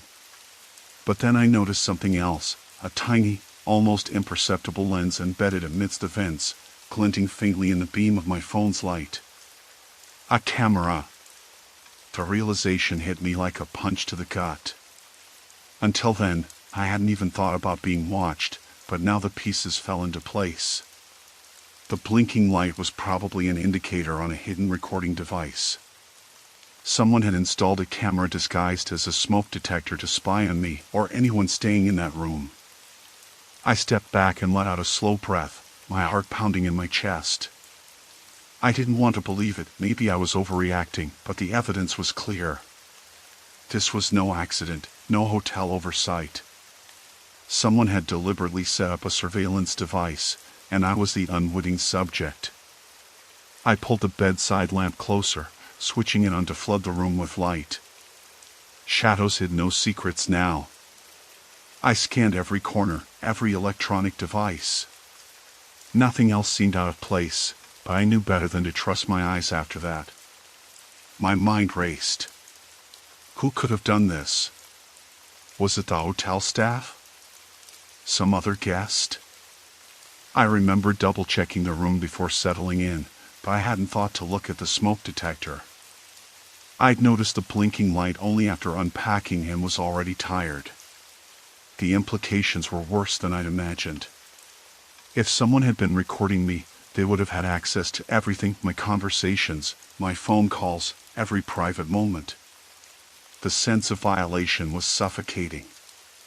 I felt exposed, vulnerable in a way I never had before. I pulled out my phone and searched for apps that could detect hidden cameras, but most required specialized hardware or permissions I didn't have. Still, A couple of apps claimed to find nearby devices by scanning for unusual Wi-Fi signals or Bluetooth connections. I ran a quick scan. Nothing came up. I cursed under my breath. Whoever had set this up had done their homework. The camera must have been transmitting over a secure network or storing locally to be retrieved later. I felt more helpless than I wanted to admit. After a moment, I decided to document the evidence. I took close-up photos of the smoke detector, the tiny lens, and the blinking light. If I needed to report this later, I wanted proof. Then I sat back on the bed, hands trembling slightly. I debated what to do next. Calling the front desk felt risky. What if they were involved? Walking out now, and demanding another room, might alert whoever was watching that I discovered the camera. I thought about calling the police, but would they believe me? In a foreign country, dealing with unfamiliar authorities, I wasn't sure how seriously they'd take a hidden camera complaint. Besides, it was late, and I was already exhausted. Outside the window, the city lights flickered against the humid night sky, indifferent to my predicament. I felt isolated, cut off from help. I glanced again at the smoke detector, wishing I could rip it down and smash it to pieces. Instead, I sat quietly, spinning scenarios in my head. Was this a targeted intrusion, or had the previous guests left the camera? Was there a pattern of these devices being installed in this hotel? How long had it been here? The thought of every moment since I checked and being recorded made my skin crawl. I realized I hadn't taken off my shirt since arriving, not because I was modest, but because I was suddenly self-conscious about everything. I stared at the camera lens, imagining the person on the other end watching me, invisible and unknown. Minutes passed with the silence growing heavy. I forced myself to move, to do something. I searched the room for anything to cover the camera, a piece of paper, tape, anything opaque. The desk drawer had a notepad. I tore a sheet and affixed it over the smoke detector with a bit of tape from the minibar's tiny welcome pack. It wasn't a perfect solution, but it would block the lens for now. At least I could rest without feeling watched. I sat back and tried to calm my racing thoughts. The paranoia was overwhelming, but I needed to stay logical. I pulled up the hotel directory from the desk and found the manager's contact. I hesitated, fingers hovering over the phone screen. Should I call now, or wait until morning? What if I was making a mistake? I decided to text the manager instead, something low-key, not accusatory, just a request for a room change due to maintenance issues. I didn't want to reveal what I'd found just yet. After sending the message, I packed a small bag with essentials, ready to move if needed. But deep down, I knew I wouldn't sleep here, not while the camera was somewhere nearby. As I lay back on the bed, I stared at the covered smoke detector, my mind replaying every moment I'd spent in the room so far. I thought about the times I'd changed clothes, spoken on the phone, or just relaxed with no awareness of being watched. The vulnerability gnawed at me relentlessly. In a city as vast as Bangalore, how many others have fallen victim to this? And if someone had done this to me, what was their end game? I closed my eyes, but sleep wouldn't come. The blinking light, though hidden now, burned brightly in my mind. Hours later, long after the city's noise had quieted, a soft vibration on my phone woke me. A reply from the manager. We apologize for any inconvenience caused. Your request has been noted. We will arrange for a new room first thing in the morning. Relief mixed with unease. At least I wasn't alone in this now, but questions remained. Who had planted that camera, and why? And more importantly, what else was hidden in the shadows of this hotel? I resolved to be vigilant. This was no longer just a hotel stay, it was a trap I'd narrowly escaped, and I wasn't about to let it happen again. Still, the unease lingered, a low, persistent hum beneath the surface of my thoughts. I wasn't just a guest here anymore. I was a target. I wasn't entirely sure when the suspicion took hold. Maybe it was the way the blinking light didn't match the usual steady glow I expected from a smoke detector, or how it pulsed in an odd, irregular rhythm. The room was dim, illuminated only by the soft yellow glow of the bedside lamp. I closed the curtains, feeling the weight of the city's distant rumble fade into near silence. My heart still thumped with unease from the dinner's chatter, but now there was a sharper focus, a creeping edge to my nerves. I looked up at the smoke detector, mounted dead center on the ceiling near the entrance. There it was, an unmistakable red light blinking at uneven intervals. I fetched the chair from the desk and placed it beneath the detector. Climbing up with some effort, I reached out and circled my fingers around the device's plastic casing. It was lightweight, a bit bulkier than usual. I turned it gently, expecting to find a way to open it or at least remove it from the ceiling mount. It came loose with a little force, and I held the device in my palm. The front was typical white, circular, the kind of thing designed to blend into the ceiling. But when I turned it over, the back revealed something unusual. Behind a tiny, dark lens embedded discreetly near the edge, a faint red light pulsed steadily. It was unmistakably a camera. My stomach dropped. I sat back on the bed, the smoke detector camera in my hands, my mind racing. It captured everything, the entire room, every movement, every private moment. The fact that it was in the place I least expected, hidden in the very device that was supposed to protect me, twisted the room into something sinister. I pulled out my phone to take pictures, but my fingers trembled. After a few attempts, I managed to get a good shot of the lens and the blinking light. I texted the images to myself, then deleted them immediately, worried the phone might be compromised too. I stared at the ceiling for a long moment, trying to process what this meant. Who would do this? Why? The hotel was a reputable place, or at least it had been listed so online. I had no reason to suspect the staff, but this was too elaborate to be a coincidence. Someone was watching me, and maybe others like me. I remembered the man I'd seen earlier in the lobby, someone who had lingered in the hallway with a strange intensity, not quite staff, not quite guest. His eyes seemed to flicker toward my room number when I passed by. Suddenly, it all connected. The camera wasn't just a device, it was an invasion. I felt exposed, violated in a way I hadn't anticipated. The room, which had moments ago felt like a safe harbor after a long day of travel, now felt like a cage lined with invisible wires and prying eyes. I wanted to call the front desk. I considered demanding an explanation immediately. But as I paced the room, my thoughts scattered. What if the people behind this were still here? What if they were watching my every move right now, waiting to see how I'd react? I decided to document everything.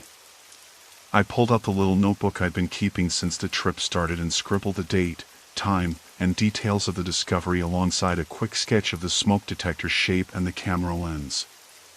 It felt like the only way to ground myself, to turn this surreal moment into something concrete. I also searched the device for any identifying marks or serial numbers. There was nothing obvious, just a model number that didn't correspond to typical fire safety equipment. I considered calling the local authorities, but the thought of explaining this in broken English to an unfamiliar police department in the middle of a foreign city was daunting. Instead, I resolved to gather more information. I needed to confirm whether this was an isolated device or part of a larger scheme. My first priority was to check the rest of the room, then the hotel itself. I spent the next hour inspecting every corner of the room. The lamps, the air conditioner, the smoke detector in the bathroom, the thermostat, all typical, but I checked for unusual blinking lights or suspicious lenses. Nothing else stood out. I then turned my attention to the door lock. It was an electronic keycard system, standard enough, but I tested it meticulously. I found no signs of tampering. Whoever had installed the camera must have had access during housekeeping or maintenance. A knock at the door startled me. I froze. The late hour meant no visitors, and the hallway was dead quiet. Swallowing hard, I moved to the peephole and looked out. The hallway was empty. I opened the door a crack but saw nothing unusual. When I looked down, a small folded piece of paper had been slipped under the door. I picked it up, heart pounding, and unfolded it carefully. Written in neat handwriting was a single sentence: "We see everything. Keep quiet." No signature. I closed the door slowly, locked it, and backed away. The reality had settled like a stone in my gut. This was no random act, no coincidence. There was an intentional, calculated intrusion into my privacy. And now, a direct threat. I debated calling the front desk again, but the note had chilled me too much. If the hotel staff were involved, or worse, if there was a criminal operation embedded within the hotel's walls, I was in danger. I needed to think strategically. I locked the door, pulled the curtains tighter, and placed the smoke detector camera on the desk. My mind raced for solutions. I thought about leaving immediately, but my flight wasn't until tomorrow evening. If I left now, I'd have to lug my bags through the streets of Bangalore late at night, alone. I sat down and tried to calm my breathing. The room felt colder somehow, the shadows sharper. Every noise seemed amplified, the distant hum of the air conditioning, the faint creak of the building settling. I stared at the camera lens. It was like a black eye, willing me to submit. I considered smashing it, but then moved my hand away. Destroying it might provoke whoever was behind this. Instead, I wrapped the device in a towel and stuffed it into my suitcase, thinking I could hand it over to the police later. Sleep was impossible. I lay awake, listening for footsteps, dreading knocks, feeling like I was part of an invisible play I didn't understand. The hotel room, once just a temporary shelter, had become a trap. Every minute was a countdown, and I knew I had to find out who was watching and why before it was too late. The blinking light refused to leave my mind as I sat on the edge of the bed, my eyes fixed on the smoke detector in the ceiling corner. I tried to shake off the feeling and diverted my attention to exploring the room. Opening drawers, peering behind the curtains, checking the lampshade, anything to distract myself. But the blinking light kept drawing me back up to the ceiling. I could almost convince myself it was a harmless LED, part of some newfangled device the hotel had installed. Still, I couldn't ignore the sense of intrusion that crept in. Eventually, curiosity won out. I stood on tiptoe on the chair I dragged over and reached up, fingers trembling slightly as I touched the smoke detector's plastic casing. It was lighter than I thought, easy to twist. I gave it a slow, careful turn, half expecting to set off an alarm or at least hear a click. Instead, the device came off smoothly, revealing a small cavity behind it, dark, hollow, and suspiciously empty except for a tangle of wires. My heart started to pound as I noticed a tiny lens embedded somewhere in the plastic rim, camouflaged perfectly amidst what looked like ventilation holes. The blinking light was coming from a minute red LED beside the lens. It dawned on me then, this was no ordinary smoke detector. It was a hidden camera. I dropped the device onto the bed, the plastic making a dull thud against the sheets. I scanned the room, almost expecting to see a hidden observer lurking somewhere, but found nothing. The air suddenly felt thick, oppressive, heavy with the weight of violation. I was supposed to be safe here. This was a hotel room, a temporary refuge, a private space. And someone had been watching me. Panic bubbled under the surface, sharp and cold. I pictured the invisible eye trained on me, recording every movement, every gesture, every moment of vulnerability since I'd arrived. The moments I'd peeled off my shirt, the quiet sighs after a long day, the stuff I wouldn't want strangers to see. My skin prickled with dread. I pulled out my phone, hand shaking as I googled hidden cameras in hotel rooms. The search results were unnervingly full of similar stories, guests finding cameras disguised as smoke detectors, alarm clocks, even power outlets. The technology was frighteningly small and clever, designed to invade privacy without detection. I wanted to call the front desk, the police, someone. But the thought of announcing this in a public space made me hesitate. What if the staff was complicit? What if the camera was placed by someone with access beyond the hotel employees? Bangalore was a sprawling city with countless secrets lurking in the shadows. I was a guest in this strange place, and suddenly I felt incredibly vulnerable. With trembling fingers, I took a few photos of the camera and the hole in the ceiling, hoping to capture clear evidence. Then I stuffed the smoke detector back into place, careful not to break it, trying to make it look untouched. I didn't want whoever had installed it to know I'd found it. Not yet. I sat down heavily on the bed, breathing shallow and fast. The blinking light was gone, but the feeling of being watched lingered, like a shadow cast over everything in the room. The night outside was dark and silent, but inside, my mind was racing. I thought about the people who might be behind this. Was it the hotel management? A rogue employee? A stranger with access to the building's maintenance? The questions twisted in my head, each possibility more unsettling than the last. Then I remembered the little card they'd slipped into my hand at check-in, the one with the hotel's policies and emergency contacts. I scanned it quickly, hesitating at the number for security. I couldn't just sit here and pretend this hadn't happened. I needed to report it, but how? My phone buzzed, a message from my colleague back home, checking in, asking how the trip was going. I stared at the screen, the simple question feeling like a cruel joke. How could I explain any of this without sounding paranoid or insane? I typed back a vague reply, mentioning the usual exhaustion and heat, then set the phone down. I couldn't shake the feeling that I wasn't alone, even though the room was empty. The blinking light wasn't there anymore, but the knowledge that the camera had been recording was enough to make me shiver. Hours passed in a fog of restless thoughts. I tried to focus on work emails, but every glance toward the ceiling made my stomach churn. Sleep was impossible.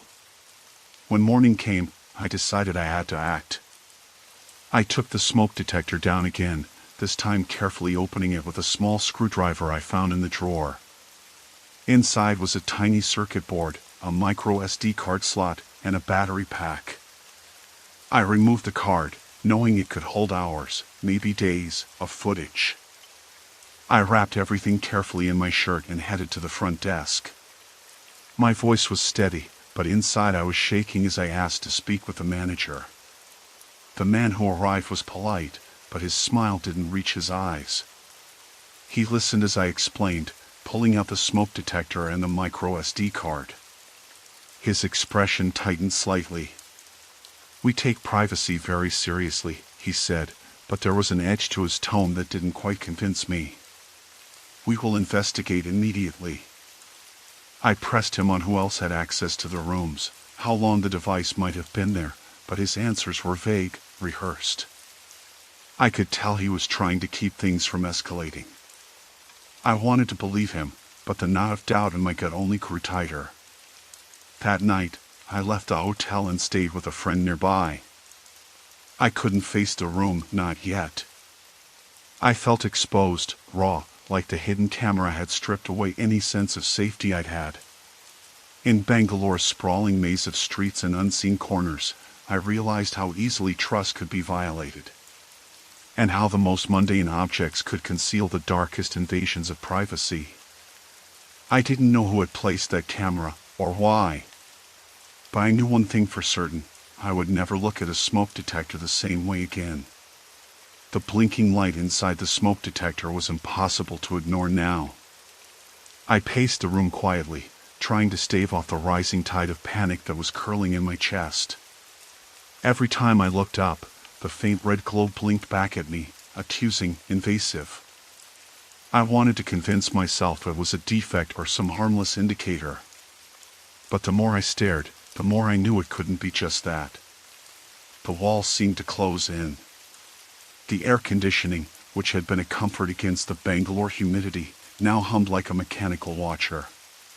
My phone buzzed on the desk, the screen lighting up with a message from a colleague about the welcome dinner. I didn't want to reply, didn't want to move. I felt trapped inside my own room, the only witness to whatever was embedded in that little device. I had to do something. I'd always been careful with privacy, never posted too much on social media, always aware of my surroundings. But this felt deeper, more intrusive. I grabbed the small desk chair and dragged it beneath the smoke detector. My hands trembled as I climbed up and reached for the device. At first touch, the detector was heavier than I expected, with a slight weight that wasn't typical.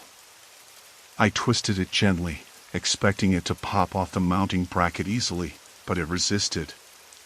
The device had a strange, cold solidity. My fingers found a small seam at the base, and with enough force, the front panel came loose, revealing a small circuit board inside. And there it was, a tiny camera lens, no bigger than a pinhole, staring out from the device's center. The blinking light was connected to it, a faint red diode on the printed circuit board. My heart hammered as I stared down the evidence of this violation. I stepped down from the chair, heart pounding, mind racing. Who had put this here? Why? How long had it been filming? Every private moment, every time I changed, every conversation, recorded without my knowledge. The thought made my skin crawl. I grabbed my phone and took several photos of the device, the wiring, the lens. I needed proof. Then I texted the front desk, "There's a suspicious device in my room." I found a hidden camera disguised as a smoke detector. "Please send security immediately." 10 minutes passed with agonizing slowness. I sat on the edge of the bed, eyes darting to the ceiling every few seconds. The blinking light was gone now, the device was off its mount and on the desk next to me, inert and exposed. I felt a strange mix of relief and vulnerability. I had uncovered it, but the damage was done. The doorbell rang sharply. I opened it to find 2 hotel staff members, a young man in security uniform and a woman from the front desk. They looked serious but guarded. I showed them the device and the photos. The security guard examined the camera closely, nodding as if confirming what I already knew. The woman from the front desk's expression hardened. "We are very sorry, sir," she said quietly. "We take your privacy very seriously. Please allow us to investigate." Her eyes flicked toward the hallway, as if she was already calculating the next steps. I asked, "How long has this been here? Who else had access to this room?" She hesitated, then replied, "We cannot say yet. We will review security footage and audit our staff. This is the first time something like this has been reported." I nodded, my mind spinning. The security guard carefully wrapped the device in a plastic bag, treating it like evidence. He promised to send it to an expert for analysis. After they left, I locked the door behind them and sat down heavily. I felt raw, exposed. The hotel room was no longer a safe haven but a trap I'd managed to escape. My phone buzzed again. This time, it was a message from my manager, asking if I was okay. I typed a short reply, found a hidden camera in my room. "Don't want to talk now." The hours that followed were a blur of anxiety and unease. I kept checking the ceiling, the walls, the bathroom, anywhere another device might be lurking. Each shadow felt suspicious, every sound amplified. I couldn't sleep. When the hotel manager called later that evening, she sounded contrite but evasive. "We are taking this matter very seriously. We have started an internal investigation and are cooperating with local authorities. Your safety is our priority." I thanked her but felt no relief. The thought that someone, somewhere, had been watching me without my consent, without my knowledge, was unbearable. The city outside my window, once vibrant and alive, seemed suddenly sinister, complicit. I packed my bags early the next morning. I requested a different hotel, one with better reviews and no history of complaints. As I left, I looked back at the building, the same one where I'd felt so alone and vulnerable just hours before. The experience had shaken me to my core. Trust had been broken, and even though I was safe now, a part of me remained alert, watchful, haunted by the knowledge that in a world connected by technology, privacy could be stolen in the blink of an eye. I vowed to be more cautious, to guard my digital footprints fiercely. From now on, every password, every connection would be scrutinized, no room for complacency.